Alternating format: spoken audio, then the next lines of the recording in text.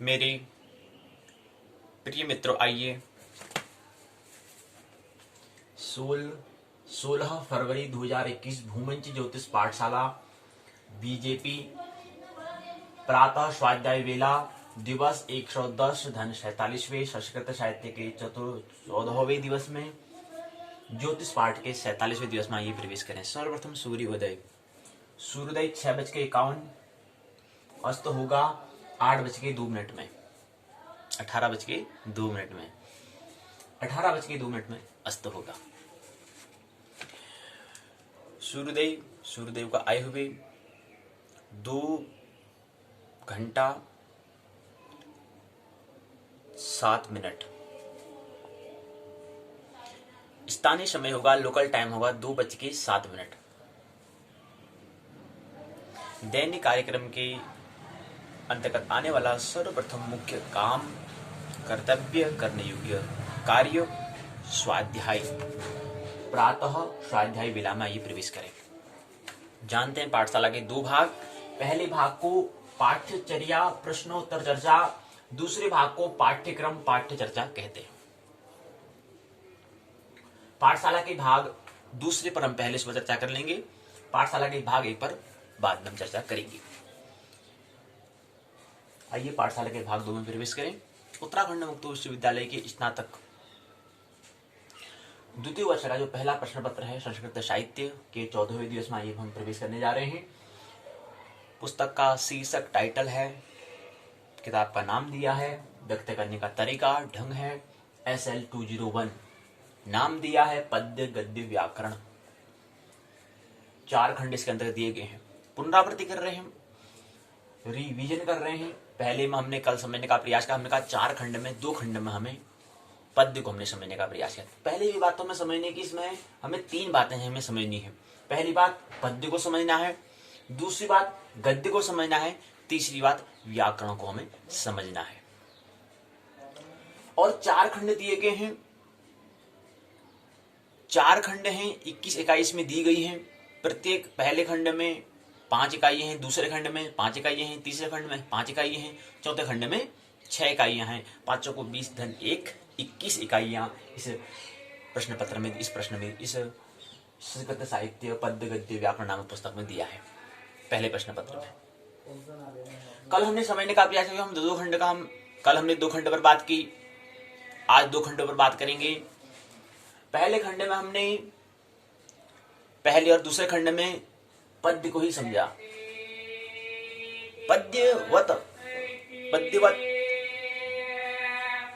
में बात जो होती है वो ज्यादा समझ में आती है, उसमें ज्यादा संगीत का उसमें जुड़ा हुआ होता है, इसलिए पद्यवत को ज्यादा समझना होता है हमें। इसलिए पद्यवत शायद यही ख्याल में रखते हुए उत्तराखंड मुक्त विश्वविद्यालय ने पाठ्यक्रम में दोनों खंड में पद्य को समझने का प्रयास किया। क्योंकि गद्य में तो आमतौर पर इतर भाषा क्या होती है, गद्य में होती है, लेकिन पद्य में लिखने के लिए हमें काव्य की, हृदय की हमें आवश्यकता होती है।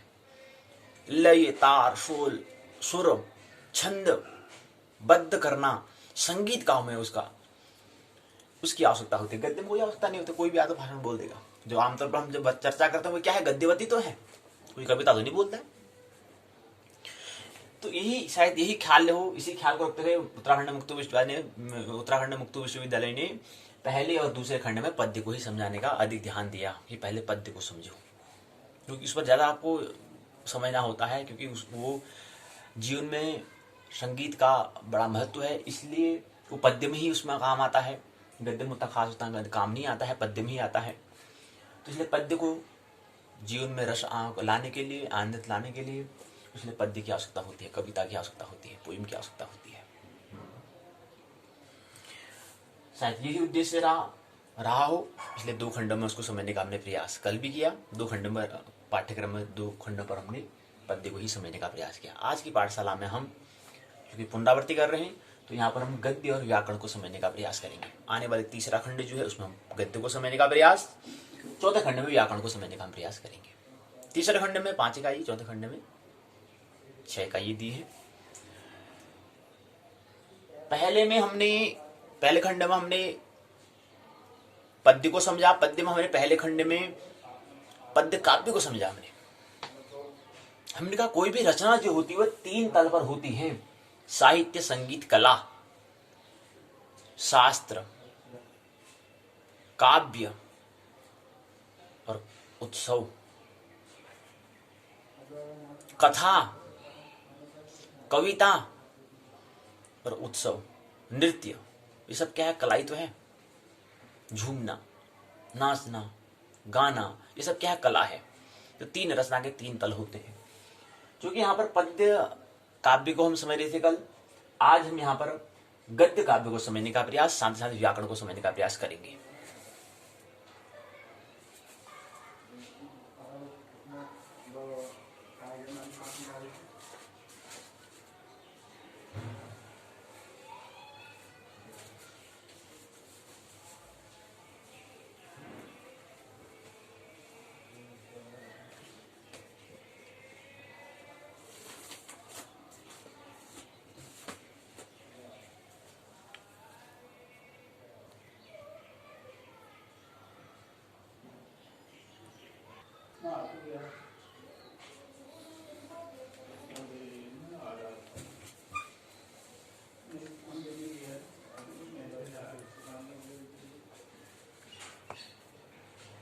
कल की पाठशाला में हमने खंड पहला और खंड दूसरे को समझा, पद्य काव्य को हमने समझने का प्रयास किया। भारवी को हमने समझा पहले खंड में, पद्य काव्य में किरातार्जुनीयम को। तत्पश्चात दूसरे खंड में हम प्रवेश किए। दूसरे खंड में हमने वही पद्य काव्य को समझने का प्रयास किया। मित्र दूसरे थे, कालिदास को समझने का हमने प्रयास किया, कुमार संभव। किरातार्जुनीयम पद्य काव्य को हमने समझा। उसमें हमने मूलतः बातें पांडवों के बारे में जिक्र किया था। पांडवों के बारे में वनवास में जाते हैं, इससे संबंधित हमने कल बातें समझी। उसके बाद हमने फिर किरातार्जुनीयम ये हमने समझा। उसके बाद दूसरे खंड में हमने पद्य काव्य को कुमार संभव में शिव पार्वती के बारे में हमने समझने का प्रयास किया। आइए आज उसी क्रम को आगे बढ़ाते हुए आज तृतीय खंड में प्रवेश करें। तृतीय खंड में आज हम कादम्बरी को समझने का प्रयास, गद्य काव्य को समझने का प्रयास करेंगे। हमने कहा रचना जो होती है वो तीन तल पर होती है, मस्तिष्क के तल पर, हृदय के तल पर, नाभि के तल पर। तीन तलों पर क्या होती है? हमारी रचना होती है।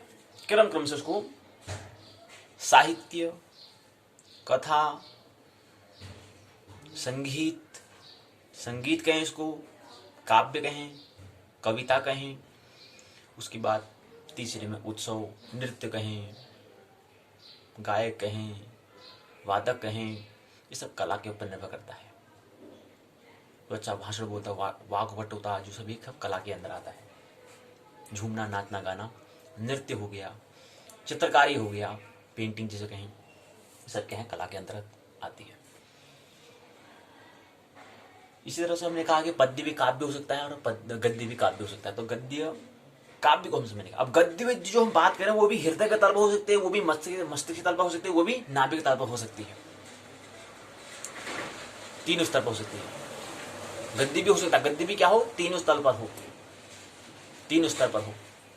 और पद्य भी हो सकता है।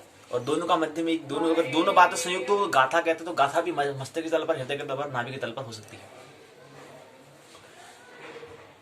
गद्य, यहां पर हम गद्य काव्य को समझें, काव्य को ही समझने का हम प्रयास कर रहे हैं। वो जो काव्य समझेंगे उसको हम गद्यवत समझेंगे। अभी तो हम पद्यवत समझ रहे थे, अब इसको गद्यवत समझेंगे तीसरे खंड में। चौथे खंड में व्याकरण को हम समझेंगे। कादम्बरी सुकनाशो पदेश मात्र, ये हमें लेना है, केवल ये हमें समझना है। फिर दूसरे चौथे खंड में हमें लघु सिद्धांत कौमुदी, व्याकरण के अंतर्गत लघु सिद्धांत कौमुदी के अंदर हमें संज्ञा जो प्रकरण है उसके अंतर्गत हमें अच संधि को समझना है। आइए प्रवेश करें, पाठ्य पुस्तक के माध्यम से समझिए इसको। उत्तराखंड मुक्त विश्वविद्यालय के द्वारा जो पाठ्य पुस्तक है उसके माध्यम से समझिए। खंड तीसरा है कादम्बरी सुकनाशो पदेश मात्र हमें लेना है, केवल ये हमें लेना है। बहुत बड़ा गद्य होगा, लेकिन हमें केवल एक ही प्रसंग पर हमें चर्चा करनी है। इकाई की रूपरेखा है, इकाई दिया है पद्य, काव्य, परंपरा, बाणी, कादम्बरी का विहंगावलोकन, सुकनाशो उपदेश मात्र का परिचय। अब इसको हम देखें क्या क्या दिया है इसको। पहले इकाई में इकाई की रूपरेखा दी है, प्रस्तावना, उद्देश्य, गद्य काव्य, परंपरा, कादम्बरी का विहंग अवलोकन करना। अवलोकन करना मतलब परीक्षण करना, जांचना, परखना, लेकिन विहंग करना, विहंगवत करना, और सुख नाशो उपदेश मात्र से हम परिचय होने का प्रयास तीसरे चरण में है। इसके अंदर पहला बिंदु है संस्कृत के श्रेष्ठ गद्य कवि जो है बाण को हमें समझना है। तो आज तीसरे मित्र से मुलाकात हो रही है तीसरे खंड में। उन मित्र का नाम है बाण, उन मित्र का नाम है बाण, बाण भट्ट को हमें समझना है। तो तीसरे मित्र हैं बाण। तो इस पाठ्य पुस्तक में हमें सबसे पहले हमने भारवी मित्र से मुलाकात हुई, उनकी रचना को समझा पहले खंड में। दूसरे खंड में हमने कालिदास से मित्र कालिदास से परिचय होने का प्रयास। तीसरे खंड में हम बाण भट्ट से परिचय होने का प्रयास। चौथे खंड में प्रवेश करेंगे तो वहां पर भी हमें फिर पाणिनि से मुलाकात होने का तो अवसर, हम एक प्रवेश द्वार होगा, वहां पर पाणिनि से तो मुलाकात नहीं हो पाएगी, उनके अष्टाध्यायी से मुलाकात तो नहीं हो पाएगी, लेकिन वरदराजाचार्य से हमें वरदराज जो है उनसे हमें मुलाकात हो जाएगी चौथे खंड में। तो चार मित्रों से मुलाकात चार खंडों में हो रही है। तो आइए पहले तीसरे मित्र से मुलाकात करें, बाण से, बाण भट्ट से मुलाकात करें। क्या कहते हैं वो अपनी रचना के माध्यम से? कह रहे हैं कि ये क्या है, एक संस्कृत के श्रेष्ठ गद्य कवि क्या है, बाण भट्ट है। पहले बिंदु। दूसरा बिंदु इनका जीवन के बारे में, समय के बारे में दिया है, रचनाएं के बारे में दिया है। इनका जीवन जो किस समय जिनका जन्म हुआ था 606 ईस्वी से लेकर 648 ईस्वी तक, जो भी 2021 हम कह रहे हैं वो एक समय पहले क्या रहा हो, कभी 606 ईस्वी रहा होगा, 648 ईस्वी रहा होगा। तो बढ़ते बढ़ते बढ़ते 2021 हो गया है, 2021 हो गया। फिर ये भी समय आगे बढ़ता रहेगा। ईसा के यहाँ जब ईसा का जन्म हुआ तब से हम समय की गणना कर रहे हैं, तो ये बढ़ता रहेगा, कभी कभी आगे बढ़ता रहेगा। तो इसमें भी जब 606 ईस्वी रहा हो, 648 ईस्वी के मध्य में, तब इनका क्या हुआ था, जन्म हुआ था। रचनाएं के बारे में दिया है, हर्षचरितम के बारे में यहाँ पर दिया है। इनकी जो रचनाएं हैं, मुकुट ताड़ित तक का नाटक, हर्षचरित का नाम, हर्षचरित नाम की एक आख्यायिका है, कादम्बरी की नाम की कथा, तीन रचनाएं मुख्य इनकी हैं। नाटक है, आख्यायिका है, कथा है। नाटक का नाम है मुकुट ताड़ितक, आख्यायिका नाम है हर्षचरित्र, कथा का नाम है कादम्बरी। तो हम कथा को समझने का प्रयास करें, क्योंकि गद्य में क्या समझते हैं, कथा ही को समझते हैं, लेकिन वो कथा भी क्या है, पद्यवत काव्यवत हो सकता है। कथा है वो भी हमारे क्या है, हृदय के तल पर हो सकता है। तो यही है, इसलिए इसको काव्य कहा, गद्य काव्य कहा। गद्य कृति हमने नहीं कहा इसको, या गद्य कला हमने इसको नहीं कहा, गद्य काव्य कहा था। हृदय के तल पर बातें हो रही है, और जिसे प्रेम की अनुभूति को बात समझ में नहीं आने वाली है, क्योंकि काव्य का मतलब ही होता है प्रेम का संबंध जहां पर हो, हृदय का संबंध जहां से हो। और इसको हम गद्य कृति भी कह सकते हैं, कृति नहीं है ये, मस्तिष्क पर बात सोचने वाली बात नहीं है। जहां पर मस्तिष्क से बात नहीं समझ पाता, फिर वहां से हृदय की हमें आवश्यकता होती है।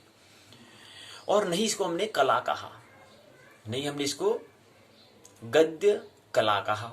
और कला के लिए तो फिर भाई पूरा समर्पण की आवश्यकता होती है, भक्ति की आवश्यकता होती है, वहां पर तो पूरा सौंप देना, पूरा समर्पण की, सरेंडर की आवश्यकता होती है। वहां तो ना हृदय की आवश्यकता होती है ना मस्तिष्क की, वहां तो सौंप दो।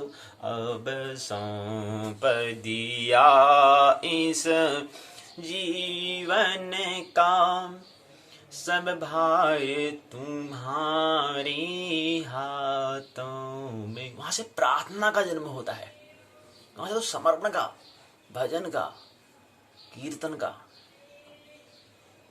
वहां से भक्ति का जन्म होता है, कहने का मतलब है। तो अब इस प्रार्थना का उच्चारण करें। अब सौंप दिया इस जीवन का सब भार तुम्हारे हाथों में। अब सौंप दिया, अभी प्रार्थना है, कौन कह सकता है, जो जिसने मस्तिष्क का उपयोग किया वहां से भी हार गया, हृदय का उपयोग किया वहां से भी हार गया। अब कह रहा भाई कि मैं हार गया हूं, अब क्या करता हूं, आपको सौंपता हूं, समर्पण करता हूं, सरेंडर करता हूं। तो वहां से आते ही प्रार्थना का जन्म होता है। तो कला से होता है, तो जो प्रार्थना है वो क्या है, कला के तल पर रहता है, नाभि के तल पर है। तो वहां से भक्ति का जन्म होता है। तो इसलिए प्रार्थना का जन्म वहां से होता है, उपासना का जन्म वहां से होता है। अब जो मस्तिष्क से भरी है उनका प्रार्थना से क्या मतलब, जो हृदय पर ही रुके हैं, तो कहाँ से वो प्रार्थना को जन्म, प्रार्थना को चाण, प्रार्थना को प्रभु का धन्यवाद कहाँ से करेंगे, कहाँ से शॉपिंग अभी तो बड़ा मस्तिष्क वो है ना बड़ा भाई, अभी तो भाई मस्तिष्क से भाई सोच रहे हैं भाई, अभी उसका समर्पण कहाँ। अब तो यहाँ पर समर्पण हमने कर दिया भाई, मस्तिष्क को भी हृदय को भी समर्पण कर दिया। अब तो हमने अपनी हृदय के तल पर, हम केंद्र के तल पर हम रहने लगे हैं, नाभि के तल पर हम रहने लगे हैं, इसलिए वहां से प्रार्थना का जन्म होता है। अब सौंप दिया इस जीवन का सब भार तुम्हारे हाथों में, अब सौंप दिया इस जीवन का सब भार तुम्हारे हाथों में, है जीत तुम्हारे हाथों में, है जीत तुम्हारे हाथों में, और हार तुम्हारे हाथों में, अब सौंप दिया इस जीवन का सब भार तुम्हारे हाथों में, मुझ में तुझ में बस भेद यही, मुझ में तुझे में बस भेद यही, मैं नर हूँ तुम नारायण हो, मैं हूँ संसार के हाथों में, संसार तुम्हारे हाथों में, अब सौंप दिया इस जीवन का सब भार तुम्हारे हाथों में। ये है कला, ये है नाभि के तल पर भक्ति का जन्म। ओम जय जगदीश हरि, स्वामी जय जगदीश हरि, भक्त जनों की संकट। जो भक्त है, भक्ति का जन्म करने वाला जो है, उपासना करने वाला कौन है? भक्त है।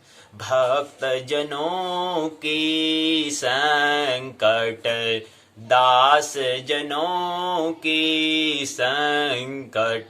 जैसे कालिदास, तुलसीदास, दास में होता है सेवक, नौकर, सर्वेंट। दास जनों की संकट क्षण में दूर करी, ओम जय जगदीश हरि। ये समझने का हम प्रयास कर रहे हैं। इसको क्या कहा? गद्य काव्य कहा, गद्य कला नहीं कहा। फिर तो प्रार्थना बन जाती, फिर तो समर्पण, फिर कहाँ, फिर तो मस्ती, झूमना, नाचना, गाना होता। लेकिन ये क्या है? काव्य है, गद्य काव्य है, गद्य कला नहीं। कला में क्या होता है वो हम समझने का प्रयास, मतलब इसके आगे यात्रा क्या होती है उसको हम समझने का प्रयास कर रहे हैं इस प्रार्थना के माध्यम से। भक्त ओम जय जगदीश हरि। अब ओम क्या है? अनहद, नाद, जिसको कबीरदास जी कहते हैं। ओमीन जिसको अलग भाषा में कहते हैं। सब बात एक ही है। मतलब जो पूरा सौंप देने के बाद पूरा आवाज जब शून्य हो जाती है, तो शून्य की जो आवाज है उसका नाम है ओंकार। कौन सुने? तो कौन अभी तो सब अपने में मस्त है, सुनने कहाँ लगे पड़े हैं। कौन अभी शांत हुआ है? जब शांत हो जाते हैं तब इसकी ध्वनि, शून्य का भी एक सन्नाटा होता है, उसका नाम है ओंकार। तो क्या कह रहे हैं? ओम, उच्चारण करना भी नहीं आता हमको। ओ उ म, जहां पर जब ओ का हम उ और मो का उच्चारण करते हैं, तीनों तल पर हमारी मस्तिष्क से हृदय और नाभि। ओम जय जगदीश हरि, स्वामी जय जगदीश हरि, भक्त जनों के संकट, दास जनों के संकट, क्षण में दूर करी। ओम जय जगदीश हरि। जो ध्यावे फल पावे, दुख बिन से मन का। स्वामी दुख बिन से मन का, सुख संपत्ति घर आवे। सुख संपत्ति घर आवे, कष्ट मिटे तन का। ओम जय जगदीश हरि। अब ये क्या है? कला है, लेकिन एक कला कैसे बद में है? कला भी हमने कहा गद्यवत हो सकती है, कला भी हमारी पद्यवत हो सकती है, कला भी हमारे गाथाबद्ध हो सकती है। तो ये जो कला है ये क्या है? पद्यवत है। तुम हो एक अगोचर, सबके प्राणपति। स्वामी सबके प्राणपति, किस विधि मिलहु दयामय। काहे विधि मिलहु दयामय, तुमको मैं कुमति। ओम जय जगदीश हरि। तन मन धन सब है तेरा, स्वामी सब कुछ है तेरा। तेरा तुझे को अर्पण, प्रभु का प्रभु को समर्पण। क्या लागे मेरा। ओम जय जगदीश हरि। ओम जय जगदीश हरि। स्वामी जय जगदीश हरि। भक्त जनों के संकट, दास जनों के संकट, क्षण में दूर करी। ओम जय जगदीश हरि। तो ये कला से होता है प्रार्थना का जन्म। समर्पण जहां पर हो जाता है वहां से प्रार्थना का जन्म होता है। ये तीसरी बात है। तो इसको हमने कला नहीं कहा, कला के अंतर्गत आता है लेकिन कला नहीं कहा। कला तो मतलब जब व्यक्ति खुद, अब हम यहां पर क्या है, बाण भट्ट को समझेंगे या हम कालिदास को मित्र से समझ रहे हैं, कालिदास मित्र को समझ रहे हैं। कालिदास ने जो अनुभव किया तो वो कालिदास का अनुभव है, वो मेरा अनुभव नहीं बन सकता है। तो मेरा कला कैसे बन जाएगी? वो तो उनकी कला है, उनकी कला को समझने का प्रयास, उनकी कला को हम समझ रहे हैं ना। तो इसलिए इसको हमने काव्य कला नहीं कहा। इसको कला के अंतर्गत आता है, वो उनकी कला है लेकिन हमारी कला नहीं है। हमारी कला जब होगी जब हम अपनी कुछ रचना करेंगे, उसका नाम होगा कला। इसलिए इसको हमने काव्य कहा। तो हर्षचरितम है, कादम्बरी है। मुझे बताया कि इनकी रचना के बारे में। महाश्वेता द्वारा अपनी कथा का सुनाना, महाश्वेता द्वारा अपनी कथा सुनाना। कादम्बरी की कथा के बारे में हमने समझा, किसमें महाश्वेता द्वारा हमने बताया कि राजा हैं, राजा के एक मंत्री है, राजा का जो पुत्र का नाम, एक पुत्र है, एक मंत्री का पुत्र होता है। उनका पुत्र का नाम, जो राजा का पुत्र था, उसका नाम चंदापीठ नाम था। राजा का नाम था तारापीठ। फिर ये चंदापीठ जब वन में जाता है तो एक दिन वहां मुलाकात होती है किसी युवती से, उसका नाम है महाश्वेता। फिर महाश्वेता अपनी कथा को सुनाती है, कादम्बरी की कथा। फिर अगला प्रसंग आता है कादम्बरी जो है वो महाश्वेता जो एक युवती है जिससे मुलाकात यहाँ पर राजा के पुत्र चंदापीठ से होती है। तो चंदापीठ युवती का नाम महाश्वेता था। महाश्वेता का जो सहेली है उसका नाम है कादम्बरी। अभी कादम्बरी, क्योंकि हम कादम्बरी को समझने का प्रयास कर रहे हैं मित्र बाणभट्ट के द्वारा, तो मित्र जो बाणभट्ट का नाम अपनी जो रचना है उसका नाम कादम्बरी रखा। क्यों, किस आधार पर उन्होंने इसका नाम, अपनी रचना का नाम कादम्बरी रखा? तो कादम्बरी यहाँ पर क्या है, एक महाश्वेता की सखी का नाम कादम्बरी है। तो कादम्बरी से हम कादम्बरी को समझने का प्रयास, बाणभट्ट की रचना को समझने का प्रयास करें तो शायद यही आधार, इसी को आधार मान के बाणभट्ट ने कादम्बरी को नाम रखा। फिर अगला क्रम चलता रहता है, बाकी इनकी बात यहाँ पर कादम्बरी कथा के बारे में हम जिक्र किया गया है। फिर अगला आता है कि शुक का जो है राजा शूद्रक से अपने विषय में बताना होता है, चांडाल कन्या द्वारा कथा को पूरी करना होता है। ये क्रम चलता है, ये हमने समझने का प्रयास किया। कादम्बरी की समीक्षा के बारे में समझा, चरित्र चतन के बारे में हमने समझा, वर्णन का सौंदर्य के बारे में, रसाभिव्यक्ति के बारे में समझा। इसी के मध्य में फिर एक यहाँ पर अभ्यास प्रश्न आए थे, पहला प्रश्न, दूसरा प्रश्न, तीसरा, चौथा, पांचवा, 6 प्रश्न पूछे गए थे। उसके बाद क्रम आगे जारी रहा। बाण की गद्य शैली को हमने समझने का प्रयास किया। शैली, सील से शैली शब्द मिलकर बना हुआ है। सील क्या होता है? सील मतलब स्वभाव। तो बाणभट्ट का गद्य के प्रति जो उनकी रचना का जो उनका स्वभाव, उनका जो तरीका जो है, वो ढंग क्या है, उसको समझने का हम प्रयास यहाँ पर करते हैं। तो सील से शैली बना है, ये हमें ख्याल है। तो बाण की गद्य की शैली बताने का तरीका, ढंग कैसा है, फिर अलंकार का प्रयोग कैसे किया है, यहाँ पर समझने का, इस बिंदु को हमने समझने का प्रयास किया।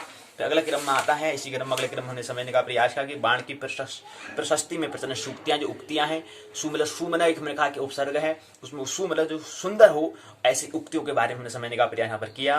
फिर अगले चढ़ी प्रसंग आगे बढ़ता गया। फिर शुकनाशोपदेश मात्र के समीक्षा संक्षेप में समझने का प्रयास किया। गुरुपदेश का महत्व को हमने समझने का प्रयास किया। लक्ष्मी का प्रवंच नामयी स्वभाव को समझने का हमने प्रयास किया। फिर अगला क्रम बढ़ता रहा। अगले क्रम में हमने चंदापीठ को कर्तव्य हेतु उद्बोधन दिया। उद्बोधन क्या है उसको समझने का प्रयास किया। इसके अंतर्गत हमने देखा सुकनाशोपदेश के अंतर्गत सूक्तियां, जो विशेष महत्वपूर्ण सूक्तियां हैं, उनको समझने का हमने प्रयास यहाँ पर किया। सूक्तियां वो हैं 25 सूक्तियों यहाँ पर बारे में जिक्र किया गया है। इन 25 सूक्तियों में कोई 1-2 सूक्तियां हमें लिखनी होंगी, समझना होगा। बताइए कि अपरिण आमोपशमो दारुणो लक्ष्मी मदह, ये दूसरी सूक्ति महत्वपूर्ण जो 25 जो अंतर्गत जो सूक्तियां हैं, यहाँ 25 सूक्तियों के बारे में दिया गया है। तो प्रश्न पूछ देंगे कोई सूक्ति के बारे में कि नहीं, 2-3 सूक्तियों के बारे में जिक्र कीजिए, उनका वर्णन कीजिए, ऐसा प्रश्न बन सकता है, कुछ भी प्रश्न बन सकता है। तो ये महत्वपूर्ण 25 सूत्रों, 1-2 सूत्र हमें समझ, इनका अर्थ समझ लेना है, 1-2 महत्वपूर्ण सूत्रों में याद रख लेनी है, स्मरण कर लेना है। अगला आता है फिर बाण की सीरीज। अगला प्रश्न 1, 2, 3, 4, 5, 6, 7, 8, 9, 10, 11, 12, 13, 14, 15, 16, 17, 18, 19, 20, 21 प्रश्न यहाँ पर दिए गए हैं अभ्यास। इसके बाद से सारांश में बातें आती हैं। सारांश में कहते हैं कि हमने क्या देखा इसमें। सारांश में हमने देखा कि यहाँ पर ये लौकिक संस्कृत गद्य के सर्वप्रथम दर्शन हमें यहाँ पर बाण की रचना में मिलता है। निश्चय ही ये गद्य काव्य के चरमोत्कर्ष के प्रतीक हैं, चरमोत्कर्ष के प्रतीक हैं। शुकनाश ने चंदापीठ को इस प्रकार आचरण और व्यवहार करने को कहा जिससे मित्र, सज्जन, गुरुजन, विद्वान को असंतोष, शोक न हो। तो हमने कहा कि इसमें शुकनाश कौन था? वो मंत्री था, राजा का महामंत्री का नाम शुकनाश था। और चंदापीठ कौन था? राजा का पुत्र का नाम। अब राजा का नाम क्या था? राजा का नाम क्या था? राजा का पुत्र का नाम हमने कहा। तो राजा का नाम हमने देखा कि उनका जो नाम है, उनका नाम है तारापीठ। तारापीठ का पुत्र का नाम है चंदापीठ।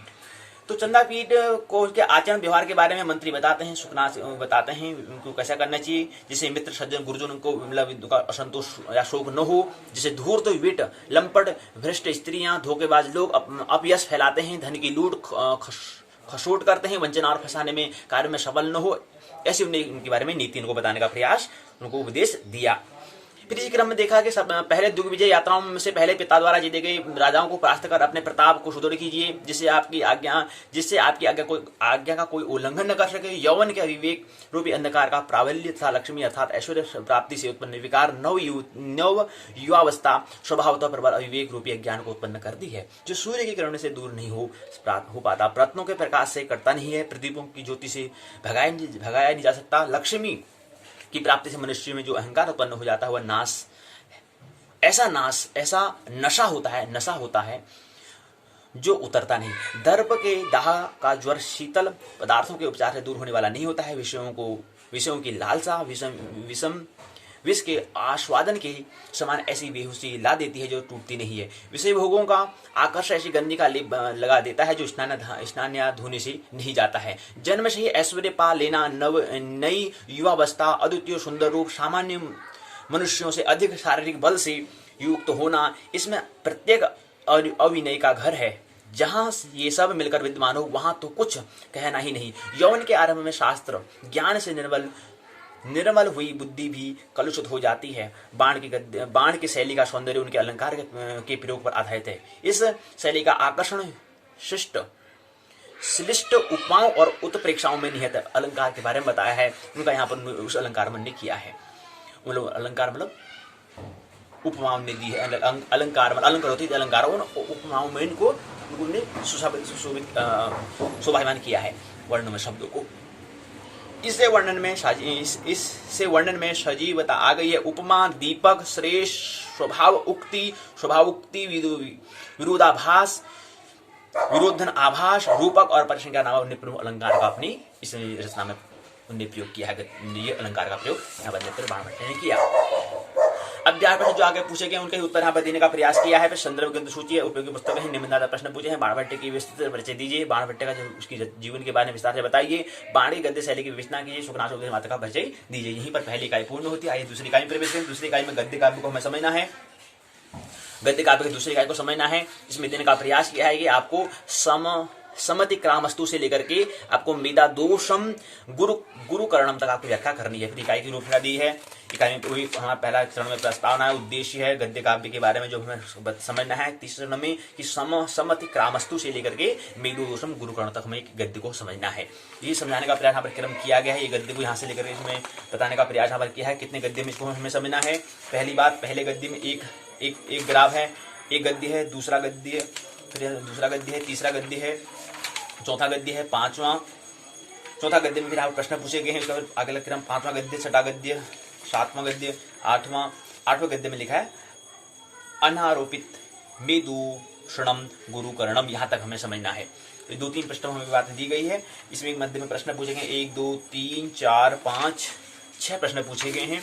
उसके बाद फिर अध्याय प्रश्न का दूसरा प्रश्न फिर पूछा है 1, 2, 3, 4, 5, 6, 7, 8, 9, 10, 11 प्रश्न पूछे गए। फिर उसके बाद सारांश से बातें लिखी गई है। सारांश में कहा है कि यहाँ पर हमने क्या करा, गुरुपदेश का वर्णन हमने यहाँ पर इकाई में किया है। तो प्रश्न कभी कभी आ जाकर दूसरी इकाई में क्या वर्णन किया है, तो सीधे सीधे कहना है कि गुरुपदेश का वर्णन यहाँ पर किया गया है। गुरुजन का उपदेश जैसे प्रदोष समय का चंद्रमा अत्यंत काले अंधकार को दूर कर देता है, वैसे ही अतिशय निंदित दोषों के समूह को दूर कर देता है। चित्त के विकारों के प्रशमन का कारणभूत गुरु उपदेश बुद्धि में उत्पन्न विचारों को वैसे ही गुण रूप में बदल देता है, जैसे बुढ़ापे से के केसों को निर्भर करके उन्हें पलित या सफेद में बदल देता है। विषय भोगों का आस्वादन न किए हुए आपके लिए तो यही उपदेश का समय है। कामदेव के बाणों के प्रहार से छलनी हुए हृदय में उपदेश का वचन जल के समान नीचे गिरकर व्यर्थ हो जाता है। उसमें देखा था ना वहां पर कि उसमें एक युवती से उनको मुलाकात होती है चंदापीठ से। तो चंदापीठ को चंदापीठ क्या है, हमने कहा राजा का पुत्र है। युवती से मुलाकात हुई है। उसके बाद फिर अगला उनकी कादम्बरी, उनकी जो युवती से हुआ था मुलाकात, उसके बाद कादम्बरी से।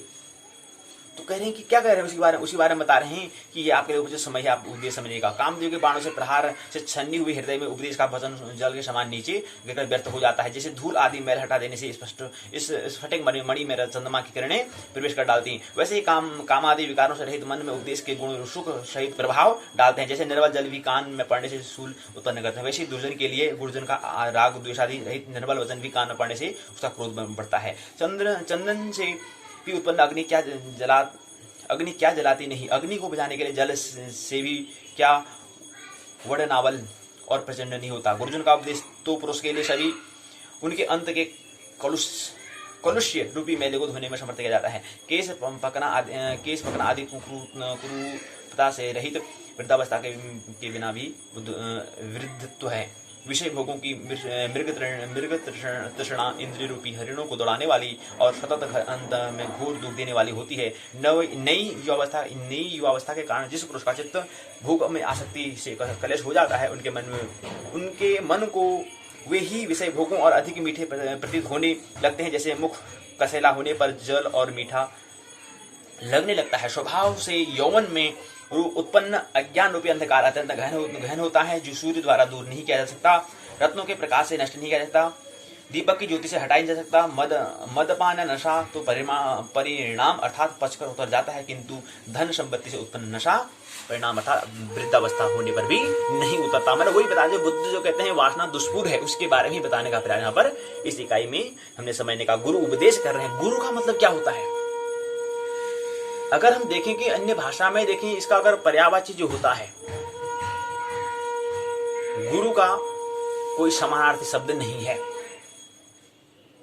गुरु एक ऐसा शब्द है जो अन्य भाषाओं में इसका रूपांतर नहीं हो सकता। अन्य भाषा में समानार्थी शब्द नहीं है। शिक्षक का समानार्थी है, टीचर का समानार्थी है, अध्यापक का समानार्थी है, लेकिन गुरु का कोई समानार्थी शब्द नहीं है। गुरु का मतलब क्या है? जो प्रकाशमान हो, जो अंधकार को हर ले, वो गुरु। अंधकार को जो हरण कर ले, वो गुरु। गुरु क्या है? तो ये गुरु की मतलब क्या है? जो गुरु अंधकार को, दूसरे के अंदर जो गुरु मतलब जो प्रकाश है, और शिष्य मतलब जो शिष्य को अंधकार को, मतलब गुरु मतलब जो प्रकाश मई जो है। गुरु का मतलब होता है ज्योतिर्मय, ये हम कह सकते हैं। तो वो जो क्या कर ले, इसका दूसरों का प्रकाश को हर, उसका जो अंधकार है उसको हर ले और प्रकाशित कर दे, उसका नाम है गुरु। तो ये बताएं, गुरु का उपदेश यहाँ पर दूसरे इकाई में देने का प्रयास गद्य काव्य कादम्बरी में दिया है। सारा से बातें दी गई हैं, अभ्यास प्रश्न को उत्तर दिए हैं। संदर्भ ग्रंथ सूची उपयोगी पुस्तक है। निबंधात्मक प्रश्न पूछा है। पहला प्रश्न पूछा है कि किन्हीं, इसका हिंदी में अर्थ लिखिए। अकारणम च भवति दुस, अकारणम च भवति से लेकर के अनारोपितम में दो दूषणम गुरु करणम तक हमें समझना है। तो इसमें क्या दिया है? दूसरे इकाई में गुरु करणम मतलब गुरु ने उपदेश दिया है।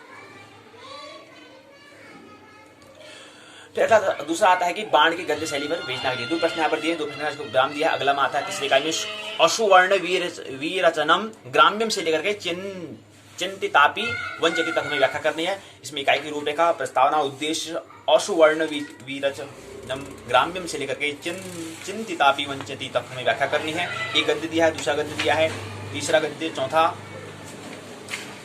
पांचवा, छठा। छठे के बाद मध्य में प्रश्न पूछे गए हैं। 1, 2, 3, 4, 5, 6 प्रश्न यहाँ पर दिए गए हैं।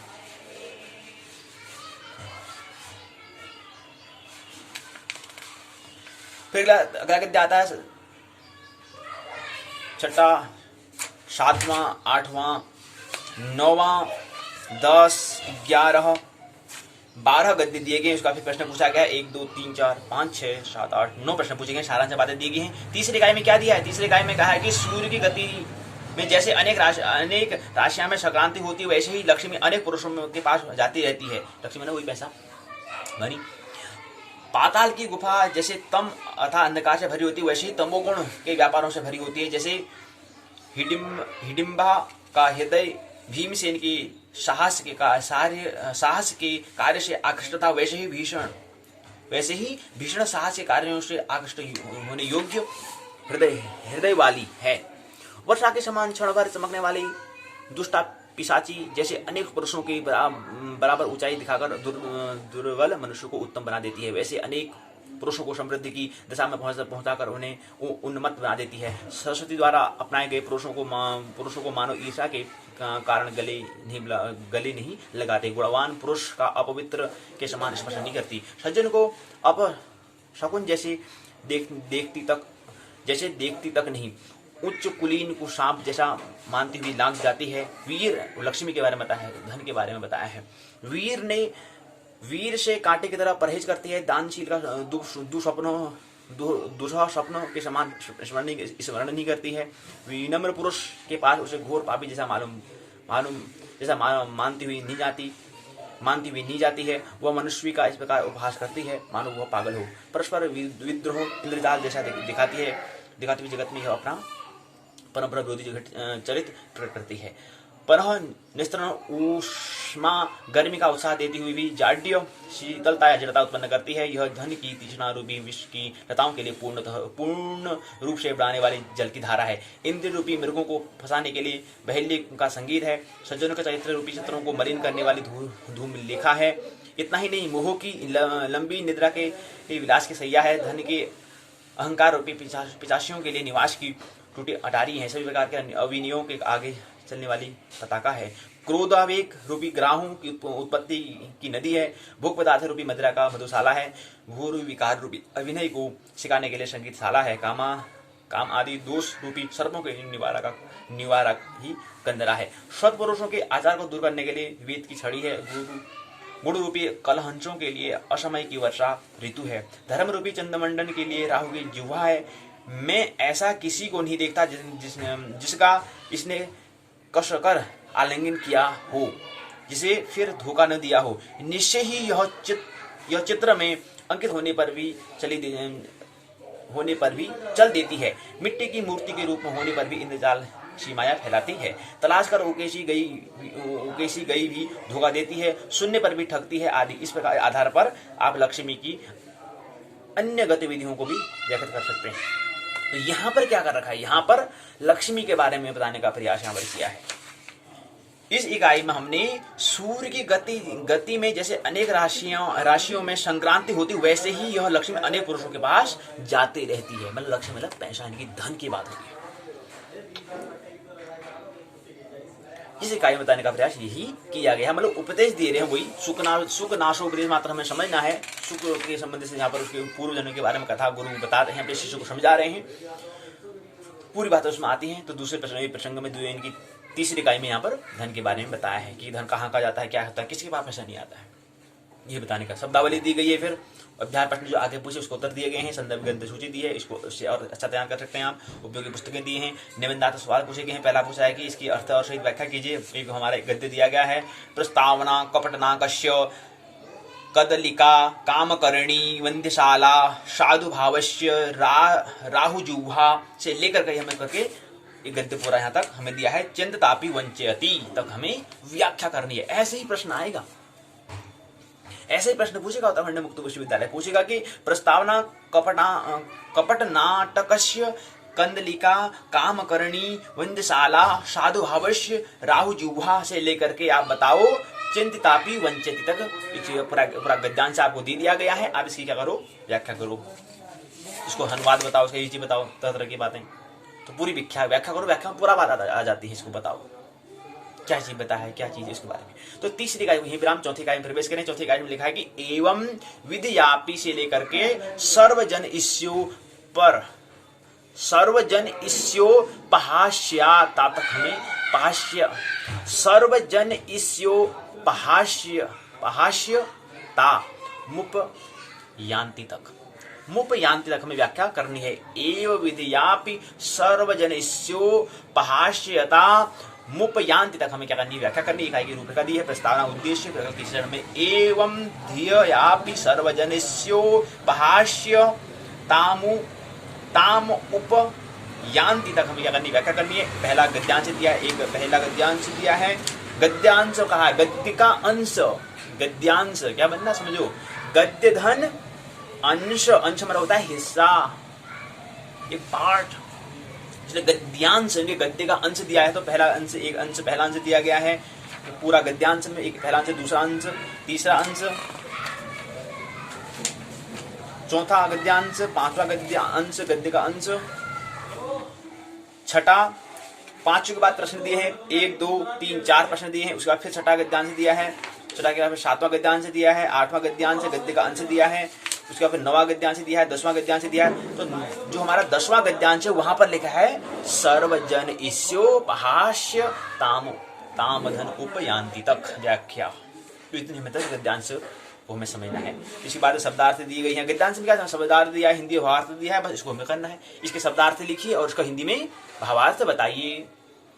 इतना पूछेगा कि गद्यांश दे देगा, यहाँ से गद्यांश आपको दिया गया है, इसका हिंदी में अनुवाद करो, उसकी पूरी विस्तार से व्याख्या कीजिए। इस गद्यांश की व्याख्या कीजिए, आ जाएगा, उसको हमें हिंदी में अनुवाद करना पड़ेगा, बताना पड़ेगा इसका में क्या दिया है।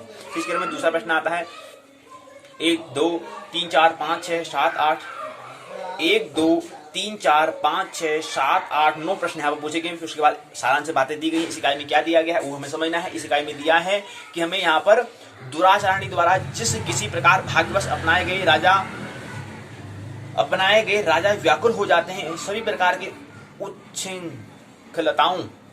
उच्छृंखलताओं के घर बना देती है। और भी अभिषेक के समय ही मानो मंगल कलशों के जल से उसकी उदारता धो दी जाती है। होमादि अग्निकारी से हृदय मलिन बना दिए जाते हैं। पुरोहित के कुश के अग्रमार्ग रूपी समार्जनी से क्षमाशीलता झाड़कर दूर फेंक दी जाती है। रेशमी पगड़ी के बांधने से वृद्धावस्था आने की स्मृति ढक दी जाती है। छत्र के मंडल से परलोक की दृष्टि दूर कर दी जाती है। चवनों की वायु से मानव सत्यवादिता उड़ा दी जाती है। मानव वेद के डंडों से गुण को भगा दिया जाता है। मानो जय जयकार के शब्दों के कोलाहल से हितकारी वचनों को तिरस्कृत कर दिया जाता है। ध्वजा वस्त्र की छोरों से यश को मानो पोष दिया जाता है। कुछ राजा परिश्रम से थके पक्षी की ग्रीवा विवर के समान चंचल, जुगनू की चमक के समान क्षण भर को मनोहर लगने वाली और मनुष्यों द्वारा निंदित संपत्तियों से प्रलोभित होते हैं। धन के अल्प अंश को पाने से उत्पन्न अहंकार के कारण जन्म को भूल जाते हैं। अनेक दोषों से बढ़ जाने से दूषित रक्त के समान काम आदि अनेक दोषों की वृद्धि के कारण भोगइच्छा की अभिलाषा के आवेश से पीड़ित रहते हैं। यहाँ पर हमने समझने का प्रयास किया कि वर्णीय विषयों के माध्यम से प्राप्त शिक्षाओं को बताने का प्रयास यहाँ पर किया है। कि इसमें बताने का प्रयास क्या किया गया है, इसमें कहा कि दुराचारणी द्वारा जिस किसी प्रकार भाग्यवश अपनाए गए राजा व्याकुल हो जाते हैं, सभी प्रकार के उच्छृंखलताओं के घर बन जाते हैं। और भी अभिषेक के समय मानो मंगल कलशों की जल से उनकी उदारता धो दी जाती है। होमादि अग्नि कार्य में हृदय मलिन बन दिया जाता है। वृद्धावस्था का आने की स्मृति को ढक दी जाती है। इनके वही भ्रम को बताने का प्रयास यहाँ पर किया गया है। मन का जो भ्रम, जो माया है, जो ममता है, उसके बारे में बताया है। माया मैं मोर तोड़ते माया, जो सत्य प्रतीत होता है, सत्य है नहीं। जैसे स्वप्न में देखते हैं, स्वप्नों में सत्य प्रतीत होता है, लेकिन जैसे आंख खुलते वैसे स्वप्न विदा हो जाता है, वो स्वप्न सत्य होता नहीं। लेकिन जिसमें स्वप्न देख रहे होते हैं उसमें तो हमें वाकई सत्य लगता है वो, और सत्य से भी ज्यादा सत्य प्रतीत होता है इसमें, लेकिन प्रतीत है वो, मानव प्रतीत हो रहा है हमें। ऐसे ही यहाँ पर जो हमारा भ्रम है, जो है मरीचिका है, उसके बारे में बताने का प्रयास, माया मोह ममता जो है उसको बताने का प्रयास यहाँ पर किया गया है। कि राजा का बताने की राजा क्या है, भाग्यवश अपनाएंगे राजा व्याकुल हो जाते हैं, अपने कर्तव्य के बारे में पता नहीं उनको, व्याकुल हो जाते हैं, सभी प्रकार के उच्छृंखलताओं से घर बना लेते हैं। वही मतलब क्या है, मोह में अगर ग्रस्त हो जाता है तो उसका परिणाम क्या होता है वो बताने का प्रयास यहाँ पर इस इकाई में, चौथी इकाई में किया गया है। शब्दावली अभ्यास जो आगे प्रश्न पूछे उनका उत्तर यहाँ पर दिया गया है। संदर्भ ग्रंथ यहाँ पर दिए हैं, निबंधात्मक प्रश्न पूछे गए, उपयोगी पुस्तकें दी गई हैं। प्रश्न पूछा है कि बताइए श्लोक हमें गद्यांश दिया है, गद्य का एक अंश दिया गया है, इसको हिंदी इसको व्याख्या कीजिए, हिंदी में अनुवाद कीजिए, भावार्थ बताइए, शब्दार्थ बताइए। गद्यांश दिया है ईसव यू से लेकर के ईवा दूरदर्शिन तक, ये गद्यांश आपको दिया गया है, गद्य का एक अंश दिया गया है, उसको आप क्या करो, व्याख्या कीजिए। दूसरा प्रश्न लिखा है प्रस्तुत इकाई का सारांश अपने शब्दों में लिखिए, क्या समझ में आ रहा है आपको इस इकाई से, वो आपको देना है। इसी तरह से 2 प्रश्न पूछे जाते हैं, छोटे और बड़े, लघु और दीर्घ, 7 अंक के और 15 अंक के, ये हमें तैयार करना है। यहीं पर अंतिम इकाई में, इस खंडे के अंतिम इकाई में, 5वीं इकाई में ये प्रवेश करें। 5वीं इकाई में है आत्म डिम्ब बनाम स्वभावनम आज गाम तक व्याख्या हमें करनी है। आत्म विडम्बनाम से लेकर के स्वभवनम आज गाम तक हमें व्याख्या करनी है 5वीं इकाई में। वही इकाई की रूपरेखा दी हुई है। पहले चरण में प्रस्तावना, दूसरे में उद्देश्य है, तीसरे चरण में उसके बारे में बताने का प्रयास, जो हमारा पाठ है उसके बारे में, जो बिंदु है, जो प्रसंग है उसके बारे में दिया है कि आत्मडिम्ब नाम से लेकर के स्वभवनम आज गाम तक क्या करना है, व्याख्या करनी है। तो गद्यांश में दिया, गद्य का अंश दिया गया है, पहला अंश दिया गया है 1, दूसरा अब गद्य में क्या देना है, पहले शब्दार्थ करना है। ये गद्य में संस्कृत, अब गद्य क्या है, संस्कृत में है।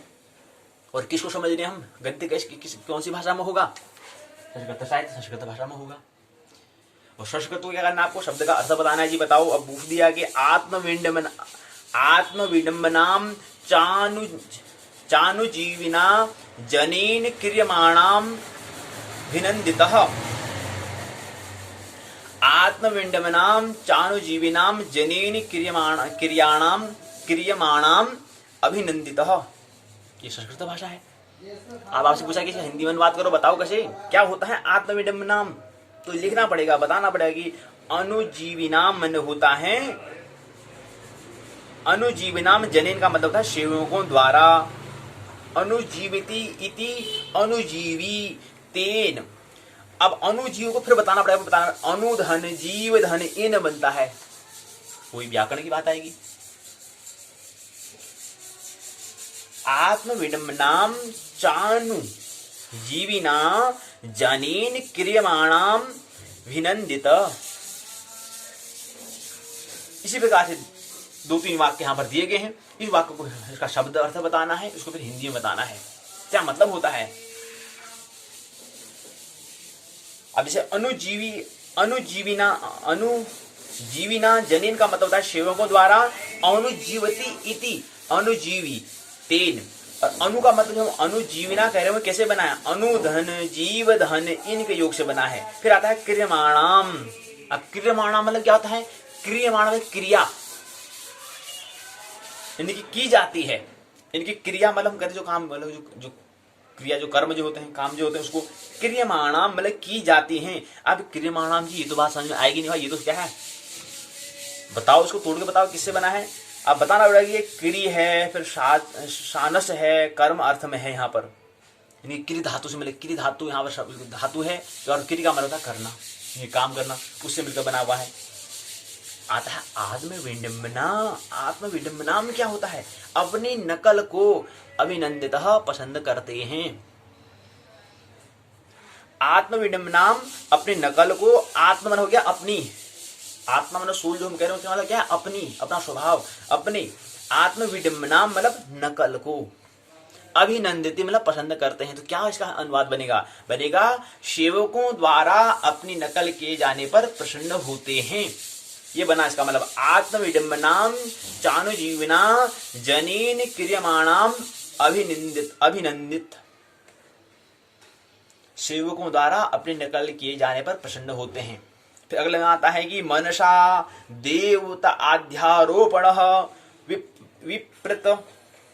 विप्र तारणाद संभावनो हस्ताश्चान्तः। अगला क्या आता है, अगला प्रसंग बताएंगे कि कहेंगे कि मनसा मन ही देवता अध्यारोपण, देवताधन अध्यारोपण, देवताध्यारोपण विप्रतारणात्। अर्थात क्या होगा इसका मतलब हिंदी में, देवता के अध्यारोपण के धोखे में पड़ने के कारण, देवताध्यारोपणे विप्रतारणात्, देवतायाः अध्यारोपण देवता अध्यारोपणम तवेत विप्रतारणम, देवताध्यारोपण विप्रतारणात् तस्मात्। क्या मतलब होगा इसका, मतलब होगा कि सेवकों द्वारा अपनी नकल किए जाने पर प्रसन्न होते हैं, मन देवता का अपने ऊपर आरोप किए जाने के धोखे के कारण अविद्यमान शक्तियों की संभावना करने से उनकी मति मारी जाती है। तो ये गद्य यहाँ पर लिखा है कि आत्मविडंबनाम से लेकर के आपको स्वभवनम आज गाम तक आपको व्याख्या करनी है, ये आपको दिया गया है। तो इसमें पहला गद्य का अंश, जो गद्यांश का अंश पहला एक पहले अंश में दिया है, फिर दूसरे अंश यहाँ पर दिया गया। आप कह रहे हैं आत्मविडंबनाम से लेके आपको स्वभवन जनाब तक, स्वभवन तक कितने गद्य के कितने अंश हो रहे हैं, एक अंश हो रहा है, दूसरा अंश हो रहा है, तीसरा अंश है, चौथा अंश है। चौथे अंश में प्रश्न पूछे गए हैं, 1 2 3 4 प्रश्न पूछे गए, फिर 5वां अंश चल रहा है, 6वां अंश है, 7वां अंश है, 8वां अंश है, 8 अंश यहाँ पर दिए गए हैं। और 8वें अंश के अंदर लिखा है कि स्वभवनम आज गाम तक, ये व्याख्या हमें करनी है। फिर प्रश्न पूछे गए हैं 1 2 3 4 5 6 7 8 9 प्रश्न पूछे गए हैं। फिर सारांश से बातें यहाँ पर दी गई है कि इसमें क्या बताने का प्रयास किया गया है। अंतिम तीसरे खंड की अंतिम इकाई है, यहाँ पर 5वीं इकाई है। इस इकाई में क्या दिया गया है, इस इकाई में बताया है कि शुकनाश के द्वारा अपना कथन समाप्त कर देने के बाद चंदापीठ, शुकनाश कौन है, क्या कथा चल रही है। शुकनाश कह रहे हैं, शुकनाश मतलब कौन, राजा का जो महामंत्री जो उनका नाम है शुकनाश। अब चंदापीठ कौन है, राजा तारापीठ का पुत्र का नाम है चंदापीठ। अच्छा जी ठीक है। ने उन उपदेशों के निर्मल वचनों से ऐसा अनुभव किया और ऐसा अनुभव किया जाने पर उसे धोखा चंदापीठ ने उन उपदेशों के निर्मल वचनों से ऐसा अनुभव किया मानो उन्हें धोया गया हो, मानो वह खिल उठा हो, मानो उसे स्वच्छ कर दिया हो, मानो उसे पोंछ दिया गया हो, मानो स्नान कराया गया हो, मानो लेप कर दिया गया हो, मानो आभूषण सजा दिया गया हो, मानो पवित्र कर दिया हो, मानो चमक ला दी गई हो। यानी कि यहाँ पर जो चंदापीठ जो हम कह रहे हैं, जो महामंत्री जो सुकनास जो है कह रहे हैं, वो महामंत्री क्या है, अर्थात गुरु, और उसके उपदेश दे रहे हैं शिष्य को। शिष्य हो गया चंदापीठ, और गुरु और शिष्य का जब सत्संग होता है तो सत्संग में बड़ा आनंद आता है। वही आनंद को बता रहे हैं कि मानो लेप कर दिया गो, मानो आभूषण सजा दिए गए हो, मानो पवित्र कर दिया गो, मानो चमक ला दी गई हो। इस प्रकार मन ही मन आनंदित वह कुछ दे गए, रुककर अपने भवन को लौट गया। कौन? चंदापीठ, राजा का पुत्र।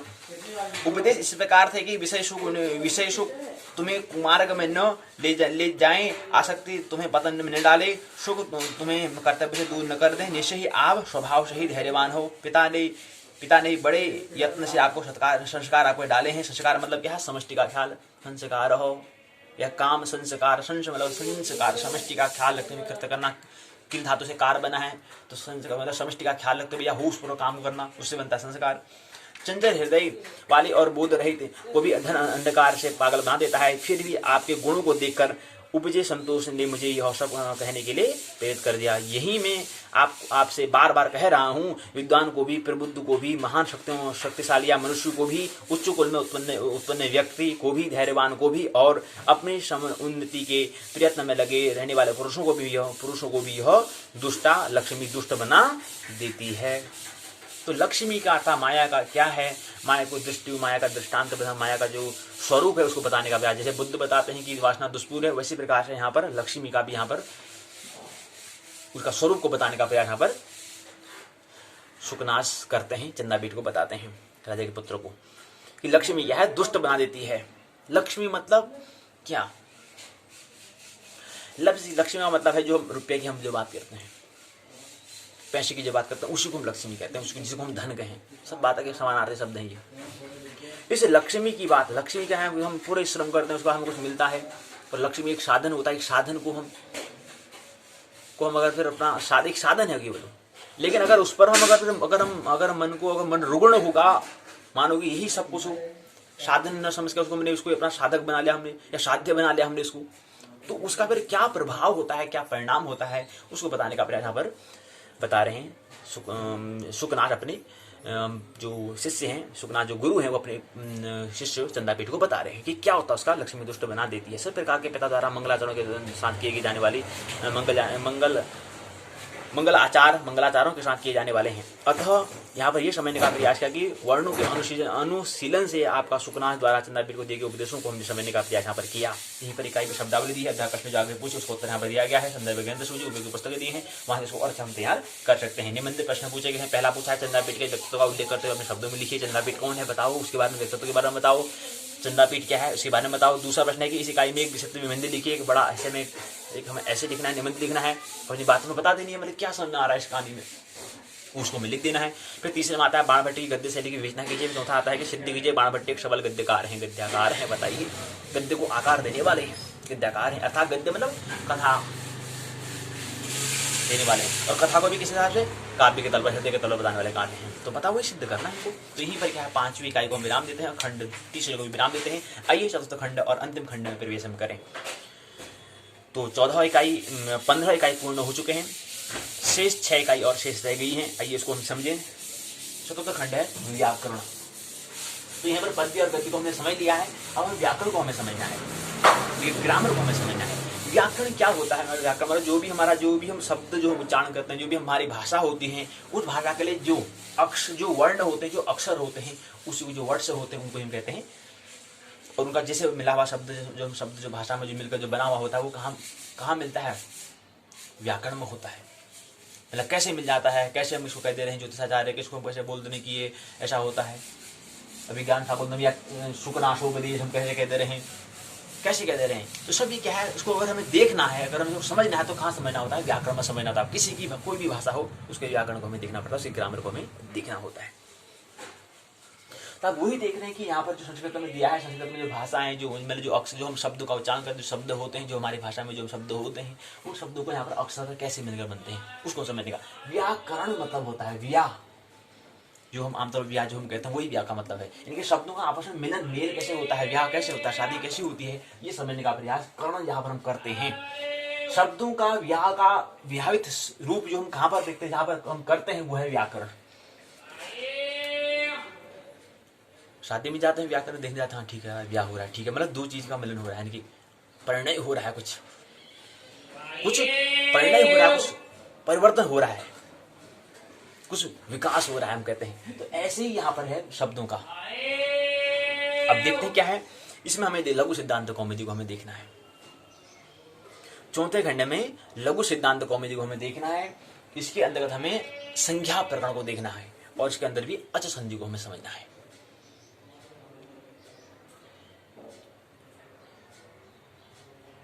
हमने कहा कि सीखने में क्या होता है, लर्निंग में क्या होता है, महत्वपूर्ण 5 बातें होती हैं। सबसे पहले होता है देखना, दूसरा होता है, पहला हो गया देखना, दूसरा होता है सुनना, तीसरा होता है लिखना होता है, पढ़ना होता है और बोलना होता है, पढ़ना होता है। तो क्रम में मतलब क्या हो, पहले हमें देखने की कला आनी चाहिए, फिर हमें सुनने की कला आनी चाहिए, सुनने का फिर हमें देखने की, सुनने की, फिर हमें आनी चाहिए पढ़ने की कला, फिर हमें आनी चाहिए लिखने की कला। क्या क्या होता है, सबसे पहले हमें देखना, पहली बात सीखने में क्या देखते हैं, पहले देखना आना चाहिए, दूसरा होता है सुनना, तीसरा होता है बोलना, देखना सुनना बोलना, फिर होता है पढ़ना, फिर होता है लिखना। अगर ये 5 बातें मूलभूत तो 5 हैं, हालांकि और भी हम व्यक्तित्व में देखेंगे कि व्यक्ति का विकास हो रहा है नहीं हो रहा है, तो और भी आयामों को देखते हैं, लेकिन पंचम आयाम तो महत्वपूर्ण, मुख्य जो 5 आयाम जैसे पंचांग में कहते हैं ना, मुख्य 5 महत्वपूर्ण बातें होती हैं, ऐसे यहाँ पर 5 बातें हमें भी देखनी होती है, देखना सुनना बोलना पढ़ना लिखना। ये 5 चीजें हम देखते हैं कि किसी व्यक्ति में व्यक्तित्व हो रहा है, विकास हो रहा है नहीं हो रहा है। अगर व्यक्ति में विकास हो रहा है तो उस व्यक्ति को देखेंगे, देखना आता नहीं आता है, सुनना आता नहीं आता है, बोलना आता नहीं आता है, पढ़ना आता नहीं आता है, लिखना आता नहीं आता है। अब यहाँ पर जो हमें परीक्षा जो होती है वहां पर हम क्या देखते हैं, अंतिम बातें हम देखते हैं कि लिखना, लिखित परीक्षा को बोलते हैं, रिटन एग्जाम हम उसको कहते हैं, लिखित इम्तिहान हम बोलते हैं। जो परीक्षा आगे होगी इसकी, उत्तराखंड मुक्त विश्वविद्यालय परीक्षा जो कराएगा तो वो क्या करेगा, वहां पर हमें लिखना है, वो हमें क्या देगा, लिखने के माध्यम से जब लिपिबद्ध करेंगे अक्षरों का, उसका फिर मूल्यांकन करेंगे, अच्छा उसके कुछ बात समझ में आ रही है, अच्छा इन्हें पढ़ाई कर रखी है, ये उसका क्या करेंगे, मूल्यांकन करेंगे। उससे पहले क्या होता है, लिखना ऐसे नहीं होता, उसके लिए पहले क्या होता है, देखना होता है, सुनना होता है, बोलना होता है, पढ़ना होता है। वो शब्द का हमें क्या है, देखना आना चाहिए, फिर कुछ गुरु जी बताएंगे वो बातों को सुननी है हमें, सुनने का फिर बोलना भी है, स्पीक करना, तो सी करना है, लिसनिंग करना है, स्पीकिंग करना है, राइटिंग हमें करना होता है। अब होता क्या है, देखना सुनने की ज्यादा हम जिक्र उत्तर नहीं करते हैं, लेकिन बोलने की बात हम करते हैं, फिर पढ़ने की हम बात करते हैं। बोलता है, और छोटा बच्चा है क्या होता है, जब छोटा बच्चा होता है तो वो देखता है पहले बातों को, फिर सुनता है वो बातों को, फिर सुनने का क्या कहता है, बोलना शुरू करता है वो, अब क मम्मी ऐसे बोलता है वो,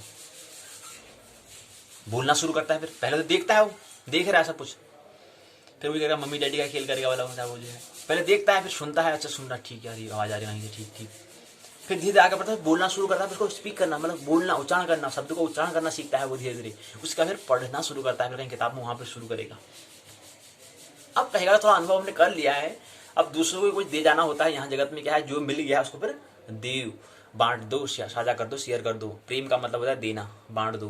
तो उसका फिर क्या करेगा, लिखेगा भी, कुछ किताबों को लिखेगा, पीएचडी उसको हम कहते हैं, कि कुछ जो हमने अनुभव किया उसको किताब में लिख दो, इसी का नाम है पीएचडी, डॉक्टर ऑफ फिलोसफी। कि जो बात उन्होंने अनुभव की उसको लिख दो, ताकि आने वाली जो नई पीढ़ी होगी उसको भी बात समझ में आए, उसको भी कुछ अनुभव साझा कर जाए कि ये अनुभव हमने किया था, तो उसको लिख देगा।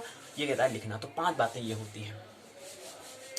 अब भाई ये 5 बातें तो हम कह रहे हैं, उसके लिए क्या होना चाहिए हमारे पास, अक्सर हमारा एक कम्युनिकेशन का, संवाद करने का माध्यम क्या है, हमारे पास शब्द हैं, तभी तो हमारा विकास हो पाता है। मनुष्यों में हम विकास को देख पाते हैं, पशुओं में, अन्य जो योनियां हैं वहां पर हमें विकास को हमें दिखाई नहीं देता, क्योंकि वहां पर कोई कम्युनिकेशन का, कोई संवाद का, कोई बातों को ट्रांसलेट करने का, मतलब डायलॉग कोई एक माध्यम ऐसा नहीं है, कोई डायलॉग नहीं है, वो ऐसा माध्यम संवाद नहीं है, इसलिए वहां पर विकास नहीं हो पाता है। प्रौढ़ जनरेशन ने जहां से शुरू किया वहीं से मिड जनरेशन और ओल्ड जो न्यू जनरेशन को शुरू करना होता है, विकास डेवलपमेंट कभी नहीं होता। तो एक हिसाब से जब उत्तराखंड मुक्त विश्वविद्यालय इसकी परीक्षा जब कराएगा, लिखित परीक्षा का आधार पर दिखेगा, तो वहां पर क्या सबसे पहले देखना आना चाहिए, सुनना आना चाहिए, बोलना आना चाहिए, पढ़ना आना चाहिए। पढ़ने के बाद वहां पर क्या केवल आपको लिखना है, वहां पर प्रश्न दे देंगे, आप प्रश्न जो देंगे उसके लिए क्या करना पड़ेगा, देखना पड़ेगा प्रश्न से कौन सा प्रश्न आया, ठीक अच्छी ये प्रश्न पूछा गया कि लघु सिद्धांत कौन में दिगंध संज्ञा प्रकरण 14 महासूत्र को लिखिए। तो यहाँ पर पहले देखना पड़ेगा, पढ़ना। अच्छा, कुछ प्रश्न पत्र में जो दिया है हमें पेपर में जो दिया है पहले उसको देखना पड़ेगा, हमें अच्छे देखना है। फिर उसको हम क्या करेंगे, फिर उसके बाद हम उसको पढ़ेंगे। पढ़ने से क्या होगा, फिर पढ़ने से आवाज आएगी, सुनेंगे, अच्छा ठीक ये बात है, अच्छा 14 महासूत्र अच्छा मैं पढ़ रहा था उसमें से ठीक वो चीज तुझे पढ़ना भी। 5 क्रिया यहाँ पर हो रही है, देखना भी हो रहा है, सुनना भी हो रहा है, बोलना भी हो रहा है। मनी मन बोल रहे हैं, हालांकि सुन कोई नहीं रहा है, लेकिन मनी मन तो बोल ही रहे हैं, उसका पढ़ भी रहे हैं, और उसके बाद फिर लिखना है। हमें अंतिम काम लिखना होता है, इसलिए इसको हम रिटन एग्जाम, लिखित परीक्षा बोलते हैं। और जो हमने लिखा उसी के आधार पर शिक्षक जो है, अध्यापक जो है, टीचर जो है, वो क्या करेगा, उसका मूल्यांकन करेगा, फिर मूल्य का अंक देगा कि कितना इसने परीक्षा, कितना इसने श्रम किया है, कितना परिश्रम किया है, उसका मूल्य हिसाब किताब करेगा। मूल्य में होता है हिसाब किताब करना, और उसको वैल्यू बताना, फिर उसको अंक दे देना, वैल्यू के आधार पर फिर अंक दे देना, अर्थात गणित का हिसाब से अंक दे देना, उसको मूल्यांकन, इसको इवैल्यूएशन बोलते हैं। तो वहां पर केवल क्या होगा, रिटन एग्जाम की लिखित परीक्षा होगा। लेकिन भाई लिखना तो बात की बात, पहले तो भाई हमें क्या आता है, देखना आता नहीं आता है, सुनना आता नहीं आता है, हमें बोलना आता नहीं आता है, पढ़ना आता नहीं आता है, लिखना आता नहीं आता है। वहां तो हमें केवल लिखना है। अब वहां पर आपने अगर बीए में आप स्नातक आप करने लग गए हैं, वहां पर तो स्नातक के स्तर पर जो बच्चा होता है, जो विद्यार्थी होता है, उस आधार पर प्रश्न पूछेंगे वहां पर, और जो पाठ्यक्रम में दिया वही पूछेंगे। अब वो तुम्हारी कमजोरी अगर रही हो कि आपको लिखना नहीं आता है, आप लिख ही नहीं पा रहे हैं, वो तो बात वहां तो देखेंगे भाई, वहां तो लिखना है। अगर आपने लिखा है तो मिलेगा, नहीं तो नहीं मिलने वाला। सीधी सी भाषा, सीधा से नियम कहता है भाई, सीधा से गणित कहता है, सीधी सी थ्योरी कहता है, सीधे सिद्धांत कहता है, कि सीधे से नियम, सीधे लॉ कहता है कि अगर आपने लिखा है तो आपको अंक, नहीं लिखा तो आपको 0। वो आपकी प्रॉब्लम, क्या आपको पढ़ना नहीं आ रहा है, आपकी संस्कृत कमजोर है, ये कमजोर है, वो कमजोर है, आपकी कमजोर है, आप जाने। लेकिन हमें तो, अगर आपने यहाँ प्रश्न पत्र इतने पूछे गए हैं, हमने पहले खंड में, दूसरे खंड में प्रश्न पूछे गए हैं। पहले खंड में हमने आपसे 35 हमने प्रश्न पत्र का 2 भाग हमने कर रखे हैं। पहले में 35 कर रखा है, दूसरे में 45 हमने कर रखा है। पहले में हमने 8 प्रश्न पूछे हैं, 8 में से आपको 5 का प्रश्न देना है, और एक प्रश्न का हमें 7 अंक निर्धारित हमने किया है, तो 7 में से 35 ऐसे बनता है पहले खंड में। दूसरे खंड में हमने करा 45 अंक का खंड है वो, उसमें हमने क्या कर रखे हैं, 5 क्वेश्चन पूछे गए, 5 सवाल पूछे, उसका 3 का सवाल का जवाब देना है, और एक सवाल का जवाब का 15 अंक आपको देंगे। 15 से 45 ऐसे होता है, और 35 और 45 के योग से 80 बनता है, 80 पूर्णांक बनता है। हम 80 में से आपको नंबर देंगे, आपने कितना लिखा उस लिखने के आधार पर हम देंगे। क्या समझा, क्या सुना, क्या बोला, वो आपने क्या समझ में आई, आपको बात की बात है, लेकिन आपने क्या लिखा है, पहले लिखने के आधार पर हम मूल्यांकन कराएंगे, उसका मूल्य का हिसाब आकलन करेंगे कि आपने क्या लिखा है, वो परिणाम है। लेकिन ये तो बात की बात, इसीलिए तो इम्तिहान होता है, परीक्षा होती है, एग्जाम होता है। लेकिन अब जो परीक्षा हो रही है उससे पहले हमें क्या तैयार होना है, तैयार हमें होना है कि यार पहले देखना है कि भाई मेरे को सब चीज़, मेरे को देखना आ रहा नहीं आ रहा, पढ़ना आ रहा नहीं आ रहा, लिखना मेरे को आ रहा नहीं आ रहा है, बोलना आ रहा नहीं आ रहा है, इनके मेरे को सी वॉचिंग, देखना, सी मैंने देखना, सुनना, लिसनिंग, बोलना, स्पीकिंग, राइटिंग, लिखना, राइटिंग मतलब पढ़ना, रीड पढ़ना, और राइटिंग लिखना, ये 5 बातें मेरे को मूलभूत ये बातें मेरे को आती नहीं आती हैं। अभी पर आगे क्रम में आ रहे हैं, इस क्रम को बढ़ रहे हैं, लेकिन बहुत पहले मूलभूत बातें क्या होती हैं ये समझने, तब आके फिर हम उसे आगे पाठों को हम पढ़ेंगे। अगर ये मूलभूत अगर बातों को नहीं समझे, समस्या क्या है, प्रॉब्लम क्या है, उसको पहले अगर मैं नहीं समझा, समाधान करने लग गए, वहां परीक्षा में बैठ गए, परीक्षा में देने लग गए हम, तो फिर वहां पर कुछ नहीं होने वाला। वहां पर समय 1-2 घंटे का मिलेगा आपको, 2 घंटे में आप पूरा करो भाई, इतने प्रश्नों को आप 80 पूर्णांक का प्रश्न आप करो, तो वहां पर फिर ये समस्या आएगी, वहां पर समस्या का वहां पर समस्या होगी, समझ जा रहा है, हार्ट की हमारी जो है सांसें ऊपर के ऊपर नीचे जा रही है, पूरी घबराहट हो रही है, भय हो रहा है, तो ये स्थिति आ रही है, आने वाली है। आज नहीं, इस महीने नहीं आएगा तो अगले महीने परीक्षा जब होगी तब आनी है। तो उस स्थिति हमें क्या करना है, जब स्थिति आती है वो स्थिति कैसे, उस स्थिति का हमें अभी करना है, हमें करना, कल्पना कर लेना है कि वो स्थिति आती है, परीक्षा के समय में वो स्थिति आती है। वो स्थिति को आने से पहले ही हमें क्या करना है, तैयारी, प्रिपरेशन हमें कर लेनी, प्रिपरेशन हमें कर लेनी है, तैयारी हमें कर लेनी है। उसी तैयारी के लिए हमें व्याकरण का हमें महत्वपूर्ण होता है। यहाँ पर संस्कृत व्याकरण को समझने का प्रयास करेंगे। अन्य भाषाओं में भी यही क्रम होता है, क्योंकि वहां पर कोई भी भाषा, कोई भी देता है, अंग्रेजी में नहीं है तो वहां पर भी हम लिखेंगे ही, क्योंकि वो लिखित रिटन एग्जाम होगा। हालांकि जो आगे जो हमारे उच्च स्तर की जो परीक्षाएं होती हैं वहां पर हम क्या करते हैं, वैकल्पिक प्रश्न पूछे जाते हैं। वहां पर तो हमें लिखना नहीं होता, वहां पर हमें क्या करना पड़ता है, विकल्प। बताओ क्यों, ऐसा क्या होता है कि जो उच्च स्तर की जो परीक्षाएं जो होती हैं वहां पर वैकल्पिक मतलब प्रश्न पूछे जाते हैं, वहां पर वैकल्पिक प्रश्न पूछे जाते हैं। या ऐसा कहो कि हमारा जो सत्र कार्य जो है उसको हमने 20, यहाँ पर उत्तराखंड मुक्त विश्वविद्यालय सत्र कार्य को वैकल्पिक मतलब विकल्प, एक प्रश्न दिया जाएगा, 4 विकल्प आपको दिए जाएंगे। 20 अंक का जो पूर्णांक जो हमारा सत्र कार्य होता है उसको वैकल्पिक हमने दिया है कि एक प्रश्न में आपको 4 विकल्प दिए जाएंगे, वहां से आपको चुनना है। अब विकल्प वाला केवल 20 अंक का है, बाकी लिखित वाला में क्या है 35 और 45 के योग से यानी 80 पूर्णांक का क्या है लिखित परीक्षा होती है, वहां पर लिखना होता है हमें। और फिर आगे देखते हैं, समय आगे आगे बढ़ता है तो उच्च स्तर का जो एग्जाम होता है वहां पर जो हम जो सत्र कार्य जो हमारा वैकल्पिक है, जो हमारा एक प्रश्न पूछा गया, 4 विकल्प दिए गए हैं, उच्च स्तर की परीक्षा में यही सब कुछ होता है बस। लिखित ना तो लिखने का मतलब ही नहीं होता। तो ऐसा क्या होता है कि एक प्रश्न का जो विकल्प देते हैं वो, और दूसरे का क्या है वहां पर लिखना होता है। तो किसमें ज्यादा जांच हम करते हैं, जो उच्च स्तरीय परीक्षा में तो वहां पर लिखने का हिसाब ही नहीं, वहां पर एक प्रश्न पढ़ो, 4 में से कोई एक, पहला, दूसरा, तीसरा, चौथा, एक में बताओ कौन सा। और ऐसे इस बार सत्र कार्य में भी होने वाला है। और ये सत्र कार्य में जो है आगे उच्च स्तरीय परीक्षा में ऐसा होता ही, वहां तो ऐसा ही होता है, वहां तो लिखने का मतलब ही नहीं है। तो ऐसा क्या होता है, ये दो परीक्षा के तरीके दो हैं, दो तरीके। एक तरीका ये होता है उच्च स्तरीय परीक्षा में फिर विकल्प ही होता है। तो हमारे उत्तराखंड मुक्त विश्वविद्यालय में दोनों विकल्प हमारे पास हैं। अभी यहाँ पर लिखना ज्यादा है और विकल्प वाला प्रश्न हमारा 20 है, वो तो हमारे पास कम है। उसके लिए हमें 1 घंटे का समय दिया जाएगा और 2 घंटे का समय यहाँ पर दिया जा रहा है। क्योंकि 80 अंक पूर्णांक का हमें 2 घंटे का समय मिलेगा और जो 20 अंक का जो हमारा जो सत्र कार्य है उसमें केवल हमें 1 घंटे का समय मिलेगा। 20 प्रश्न होंगे, उसको हमें सवाल का जवाब देना है। कुल मिलाकर 80 मतलब 100 अंक का 100 पूर्णांक हुआ और 3 घंटे में हमको प्रश्न करना है। उसके बाद 100 जो हमारा पूर्णांक उसमें कितने हमने प्राप्तांक प्राप्त हमने अर्जित करे अंक, उसका कितना होता है कि 100 में से आपने कितने अंक अर्जित करे उसको हम देखना है।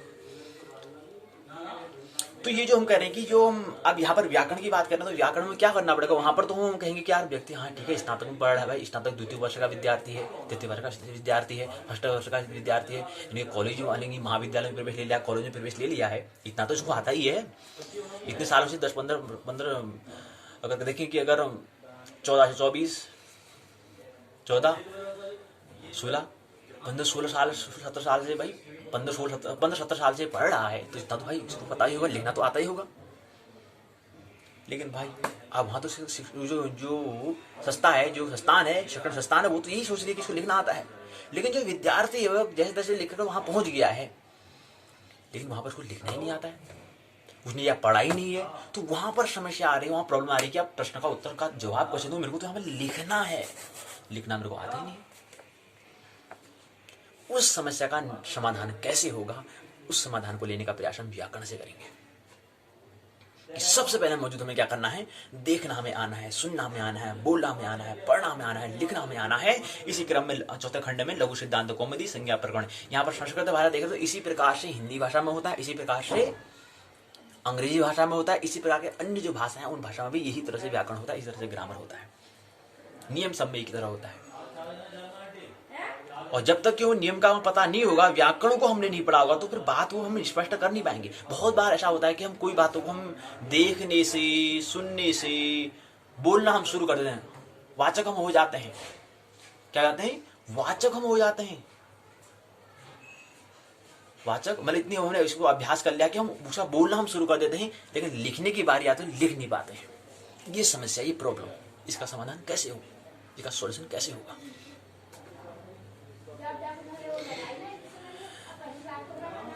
अब जैसे यहाँ पर आइए थोड़ा मुख्य प्रसंग को ले लें।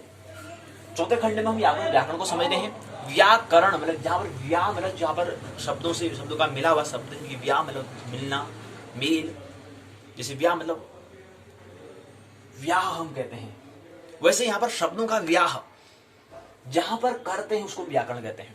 यहाँ पर संस्कृत भाषा में देखेंगे तो यहाँ पर क्या है, 6 इकाई हमको दी गई है। उत्तराखंड मुक्त विश्वविद्यालय ने 6 इकाई यहाँ पर रखी है। पाठ्यक्रम में जो है, पाठ्यक्रम में जो सिलेबस में उसमें 6 इकाई यहाँ पर दी गई है। पहले इकाई में हमें क्या करना है, पहले इकाई में लघु सिद्धांत कौमुदी को हमें समझना है। अब व्याकरण संस्कृत भाषा का जो महत्वपूर्ण जो व्याकरणाचार्य जो है वो कौन है, पाणिनि है। जो संस्कृत भाषा को अधिक जानने वाले हैं, जो उसको बारीकी से जो समझते हैं, वो समझते हैं पाणिनि। और उन जो पाणिनि जो है उन पाणिनि ने क्या करा है, पूरी बातों को समझाने के लिए क्या करा, उनने एक किताब लिख डाली। उनने पहले तो उनने बात को समझा, देखा, सुना, बोला, पढ़ना, अब लिख दिया, उनने लिपिबद्ध कर दिया ताकि आने वाले जो नई जनरेशन उनको भी ये ज्ञान मिल जाए। तो उनने क्या करा, उनने के लिए उनने क्या करा, उसको लिपिबद्ध कर दिया, एक किताब, एक ग्रंथ उनने बनाया। उस ग्रंथ का नाम है अष्टाध्यायी। उस ग्रंथ का नाम है अष्टाध्यायी, जिसमें 8 क्या है, अष्ट मतलब 8 संस्कृत भाषा का मतलब है, संस्कृत भाषा है। अष्ट उसे 8 कहते हैं और वैसे 8 कहते हैं, भाषा का फर्क है।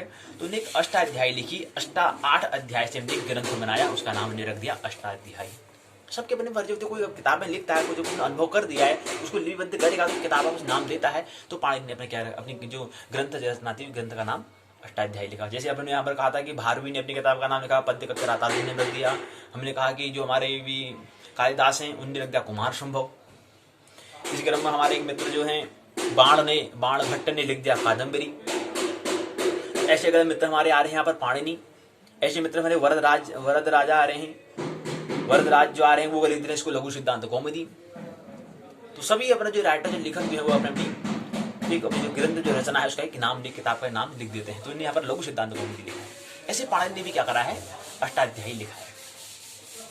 उसमें उनने पूरा जिक्र उनने किया है, पूरा जिक्र उनने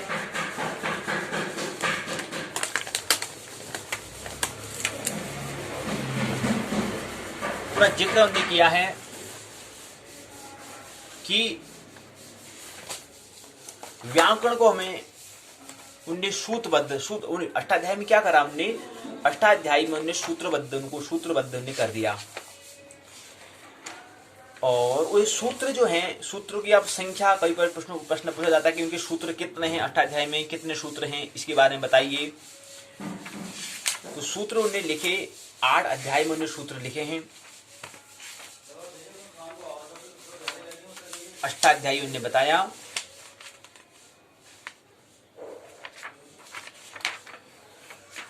अगर हमें कोई भी भाषा को, जैसे संस्कृत भाषा को हमें अगर समझना है तो उससे पहले हमें क्या करना पड़ेगा, व्याकरण को समझना पड़ेगा। कोई भी अगर भाषा का अगर हमें अच्छे समझना है, भाषा ही अगर भाषा में सुनना अगर वो चीज़ हम कर पाते हैं, तो किसी का कोई बात जब बताएगा, कोई बात कर रहा है, कोई चीज़ बता रहे हैं, गुरु जी कोई बता रहे हैं, कोई बता रहा है, तो उसको समझने के लिए हमें क्या करना पड़ेगा, व्याकरण का हमें ज्ञान होना चाहिए, सम्यक ज्ञान होना चाहिए। इसी प्रकार से यहाँ पर पाणिनि ने भी क्या करा, अपने अष्टाध्यायी में उनको सूत्रबद्ध उन्होंने करा। तो पाणिनि ने क्या करा, उनको सूत्रबद्ध कर दिया। अब प्रश्न आ जाता है कितने सूत्रबद्ध करा, हम कह रहे हैं सूत्रबद्ध तो करा है, तो कितने सूत्र होंगे भाई। इतना पता चला कि अष्टाध्यायी है, 8 अध्याय हैं। अब 8 अध्याय कम तो नहीं भाई, 8 तो बहुत बड़े अध्याय होते हैं। अब एक अध्याय में कितना क्या जैसा है, कितने सूत्र होते होंगे। तो उन्हें जो शब्द थे उनको क्या करा, सूत्रबद्ध कर दिया। और कितने सूत्र हैं, 3978 सूत्र, 3978 सूत्रों ने अष्टाध्यायी में, 8 अध्याय में, एक अष्टाध्यायी नामक ग्रंथ में उन्होंने 8 अध्याय में लिख दिए हैं। अष्टाध्यायी में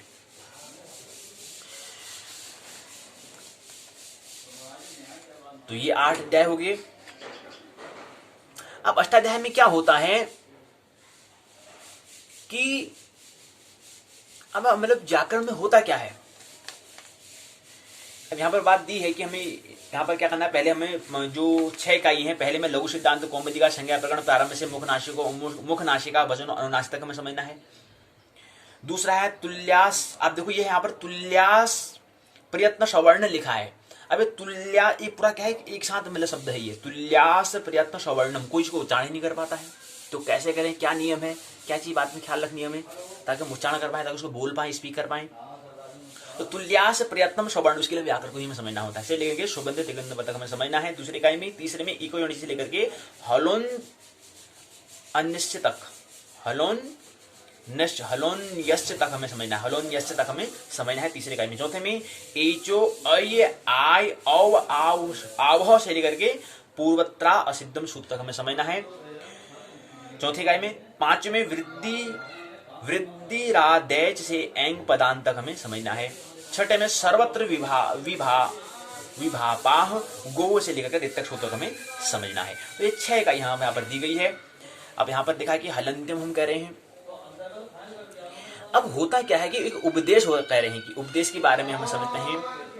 देखो ना, व्याकरण में होता क्या है, व्याकरण में क्या होता है, संस्कृत खासकर संस्कृत भाषा में, कि यहाँ पर धातु होते हैं, सूत्रगण होता है, या खासकर अष्टाध्याय में क्या है।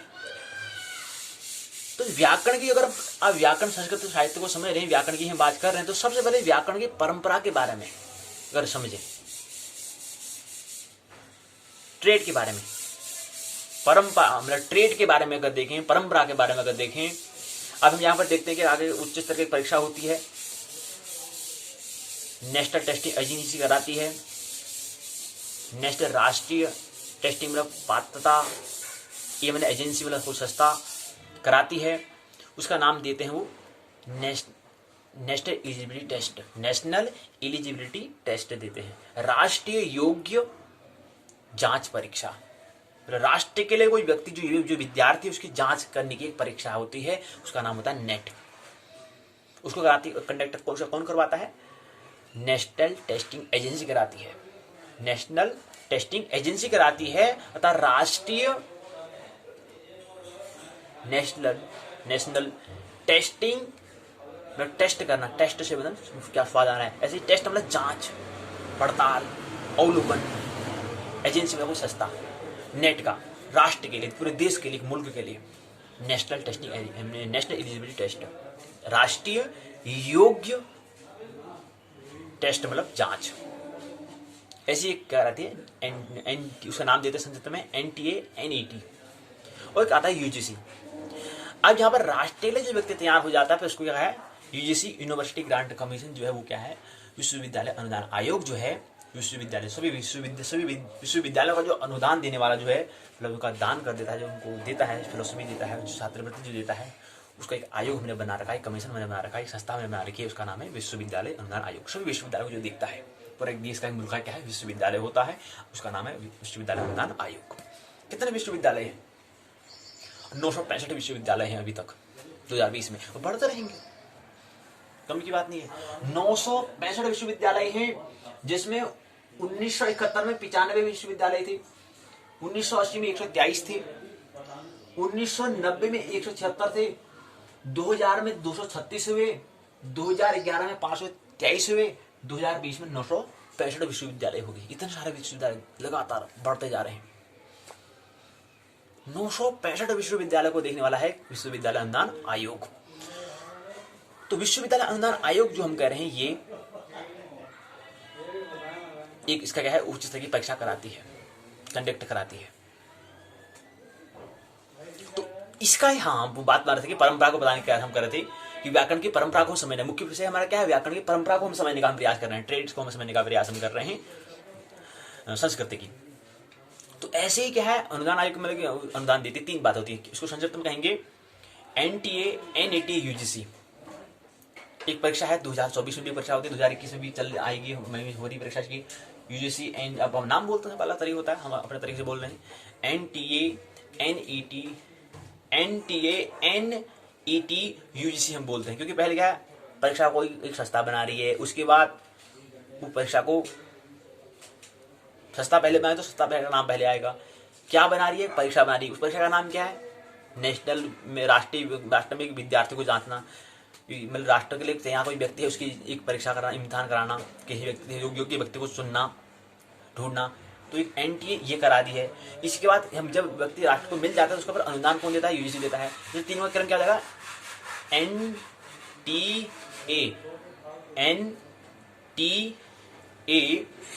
NTA हो गया, इसके बाद है नेट NET, तीसरा बन जाएगा UGC। तो नाम बन गया। 2024 में की बात कर रहे हैं, 2021 में हर प्रतिवर्ष 2 बार होती है परीक्षा, इम्तिहान 2 बार होता है ये, कि राष्ट्र के व्यक्ति को जांचना, कोई राष्ट्र के कोई व्यक्ति है नहीं है, उसमें 2 होती है, एक मतलब शोध के लिए होता है, एक कॉलेज में के लिए होता है, सहायक प्राध्यापक असिस्टेंट एसोसिएट और प्रोफेसर, असिस्टेंट एसोसिएट और प्रोफेसर 3 होते हैं। सहायक आचार्य, सहायक प्राध्यापक हो गया, सहायक आचार्य हो गया, सह आचार्य हो गया या आचार्य हो गया। आचार्य होते हैं, शिक्षक कहेंगे। अब गुरु होते तो उसके अंतर्दृष्टि होती तो गुरु बोलेंगे, इसको सदगुरु बोल देंगे। अगर अंतर्दृष्टि उनके पास अंतर्दृष्टि होगी तो गुरु बोल देंगे या सदगुरु बोलेंगे। लेकिन हम ज़्यादा देखते हैं इधर की अभी इतनी दृष्टि कोई विरले लोग बात है, इसलिए उसको आचार्य बोलते हैं या शिक्षक कहते हैं, अध्यापक कहते हैं या प्राध्यापक हम कहते हैं, क्योंकि यूनिवर्सिटी विश्वविद्यालय में तो प्राध्यापक बोल देंगे, अध्यापक से नहीं काम थोड़ा ऊपर, क्योंकि महाविद्यालय से ऊपर की बात हो रही है, माध्यमिक महाविद्यालय से महाविद्यालय की बात हो रही है, विश्वविद्यालय की बात किस तरह पर काम कर रहे हैं, तो इसलिए हमको अध्यापक प्राध्यापक बोल देंगे। तो सहायक प्राध्यापक प्राध्यापक हो गया। अब यहाँ पर देखोगे प्रो क्या है, प्रो उपसर्ग है, 22 उपसर्ग में एक प्रो आता है, तो प्रो से प्रा बना है, आग अलग तो प्रा बन गया, प्राधन अध्यापक नहीं बना कैसे है, प्रोधन अध्यापक, प्रो उपसर्ग से अध्यापक, अध्यापक जो शब्द है उसमें प्रो क्या है उपसर्ग, इनकी पौ में जो प्रो जो है उपसर्ग है उसमें अध्यापक दोनों के योग से प्रा बन गया, इनकी संधि दीर्घ संधि यहाँ पर होगी, प्राध्यापक हम कह रहे हैं। अब देखो उच्चारण नहीं कर पा रहे, यही तो व्याकरण हमें समझना है, कैसे उच्चारण कर पाए इसको हम, तो उसके लिए क्या करना पड़ेगा, उच्चारण हम नहीं कर पाने, पहले समझ को तोड़ना पड़ेगा, विग्रह में करना पड़ेगा कि पहले प्र होता है, ये उपसर्ग होता है, इसमें अध्यापक होता है, यहाँ पर भी अ है और प्र में भी अ है, और दोनों का अ से दोनों के जब अ का योग हो जाता है, व्या हो जाता है, व्याकरण बोल रहे हैं, व्याकरण जहाँ पर देखते हैं हम, तो वहाँ व्याकरण में देखते हैं कि वहाँ पर इसका दो योग से व्या आ बन जाता है, और दिन अ बराबर आ बन जाता है, दीर्घ संज्ञा होती है, अकह सवर्णी दीर्घ सूत्र से बन जाता है, पाणिनि कहते हैं। तो यहाँ पर व्या प्राध्यापक बन गया, तो सहायक प्राध्यापक हो गया, उसके बाद सह प्राध्यापक, उसके बाद अध्यापक, प्रधान अध्यापक, प्राध्यापक हम बोलते हैं, उसके बोलते हैं असिस्टेंट प्रोफेसर, एसोसिएट प्रोफेसर और प्रोफेसर बोलते हैं, ये बात है। तो यहाँ पर क्या है कि वो अभी मतलब एनटीए जो है, नेशनल टेस्ट एजेंसी जो है, एक परीक्षा कराती है नेशनल एलिजिबिलिटी टेस्ट, और उसके बाद भी अनुदान ये कुछ देती है, अनुदान एक आयोग है, उसका नाम यूनिवर्सिटी ग्रांट कमीशन, विश्वविद्यालय अनुदान आयोग है, वो अनुदान देती है, फिलोसफी देती है 2-3 साल के लिए, जो विद्यार्थी जो आगे पढ़ाई की निरंतर जारी रखे, कोई उसमें को में पैसों की दिक्कत, कोई वित्त की मतलब कोई पैसों की समस्या ना आए, इसलिए काम चलते तो यहाँ से अनुदान मतलब पैसे देती है, रुपये देती है, अनुदान, उसका नाम है अनुदान, नाम रखा है, देती है, तो परीक्षा कराती है। अब नेट की भी क्या है, दो परीक्षा दो प्रश्न पत्र होते हैं, पहले और दूसरा, पहला सभी के सामान्य होता है, दूसरा प्रश्न पत्र होते हैं 100 पर भी हो रहे हैं, 102 103 तक पहुँच गया है, जितने विषय होंगे उतने विषय होंगे।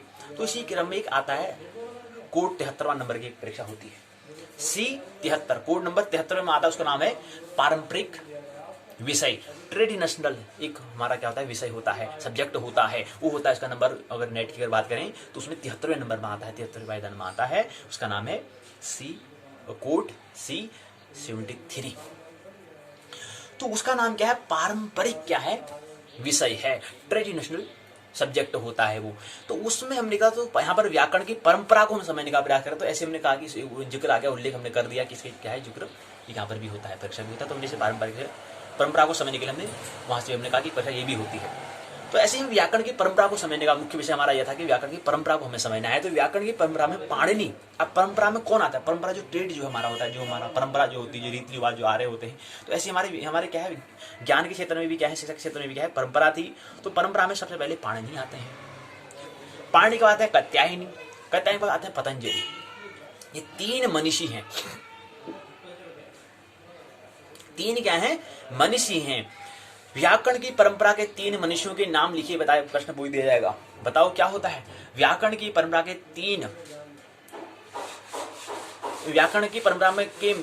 3 मनीषियों के नाम बताइए, विकल्प दे दिया जाएगा, ये चारों में कोई एक बता देंगे, पाणिनि, कात्यायनी, पतंजलि है पहले में, या कोई और बता देंगे, तीसरा कोई और नाम जोड़ देंगे। तो 4 विकल्प से एक विकल्प चुनना है। तो वहां पर हमें याद रखना है कि कौन 3 व्यक्ति हैं व्याकरण की परंपरा में, पहले हैं पाणिनि, दूसरे हैं कात्यायन, तीसरे हैं पतंजलि। पतंजलि से पतंजलि योग पीठ हम जो कह रहे हैं, रामदेव जो कहते हैं, वो पतंजलि मतलब क्या, ऋषि मनीषी के नाम से पतंजलि नाम से चलता है, वो ख्याल रहे वो पतंजलि ने फिर अपने अष्टांग योग दिया है, पतंजलि ऋषि से नाम पतंजलि नाम जन गया, वो नाम वो मशहूर नाम हो गया। पतंजलि योगदान कितना दिया है, तो पतंजलि मनीषी है, ऋषि है उनके नाम से, और कात्यायन भी ऋषि है और ऋषि पाणिनि भी ऋषि है। तो परंपरा में, व्याकरण की परंपरा में पाणिनि आते हैं, कात्यायन आते हैं, पतंजलि, इन तीनों को हम मनुष्यों के जो मुख से जो शब्द निकले, जो उच्चारण हुए हैं, उन वर्णों के समूह को हम उपदेश कहते हैं। पर उपदेश कुशल बहु तेरे, जिया चर नहीं नारण घनेरी। पर उपदेश कुशल बहु तेरी, जिया चर नहीं नारण घनेरी। कादर मन कहूँ एक अधारा, कादर मन कहूँ एक आधारा। देव देवया लसी पुकारा, हित अनहित पशु पक्षी न जाना। मानस तन गुण ज्ञान निधाना, परहित सहिस धर्म नहीं भाई। पर पीड़ा सम नहीं अधमाई, पर पीढ़ा सम नहीं अधमाई। जो अति आतप व्याकुल होई, तरु छाया सुख ज्ञान ही सोई। तो उपदेश क्या है? अब वहां पर गोस्वामी तुलसीदास जी श्री रामचरित मानस में अपने ग्रंथ में बता रहे हैं, पर उपदेश कुशल बहु तेरे। तो उपदेश का मतलब क्या होता है? संस्कृत में उपदेश का मतलब होता है कि व्याकरण की परंपरा में पाणिनि, कात्यायन और पतंजलि, इन तीन मनुष्यों ने उनके मुख से जो शब्द के उच्चारण हुए हैं, उच्चारण में जो वर्ण आए हैं, जो अक्षर आए हैं, जो वर्ड्स आए हैं, उनको कहते हैं उपदेश। और हम कहते हैं पर उपदेश। गोस्वामी तुलसीदास जी क्या करें? पर उपदेश कुशल बहु तेरे, जिया चर नहीं नर घनेरे। कादर मन कहूँ एक अधारा, देव देव आलसी पुकारा। हित अनहित पशु न जाना, मानस तनु गुण ज्ञान निधान। परहित सहिस धर्म नहीं भाई, पर पीढ़ा सम नहीं अधमाई। जो अति आतप व्याकुल होई, तरु छाया सुख ज्ञान ही सोई। तो व्याकरण की परंपरा में पाणिनि, कात्यायन और पतंजलि, इन तीनों ऋषियों की जो मुख से जो वचन, जो वर्ण शब्द अक्षर आए हैं, उनके समूह को, उन अक्षर के वर्णों के समूह को हम उपदेश कहते हैं। तो आज की पाठशाला में हम यही, अब कल की पाठशाला में हम पूरे व्याकरण को ले लेंगे। हमने कहा कि कल की पाठशाला में पूरा पुनरावृत्ति हम कर लेंगे। तो पुनरावृत्ति हम मुख्य विषयों में व्याकरण को याद समझने का प्रयास करेंगे। संक्षिप्त और खंड, 3 खंड को ले लेंगे और संक्षिप्त 4 खंडों को विस्तार से और समझ लेंगे, क्योंकि यहाँ पर आज पूर्णतः हो नहीं पाई है। तो कल की पाठशाला में हम पूर्णतः व्याकरण को ही समझने का प्रयास, पूरा ही तरह हम उसका व्याकरण को समझेंगे, पूरी 6 एकांक को समझने का प्रयास हम करेंगे और 3 खंडों को संक्षिप्त में बार और ले लेंगे। वहीं पर हम अगले दिन क्या लेंगे? परीक्षा पढ़ेगी 18 फरवरी 2021 को परीक्षा है, उसका हमें ख्याल रहेगी। तो ये हमने कहा।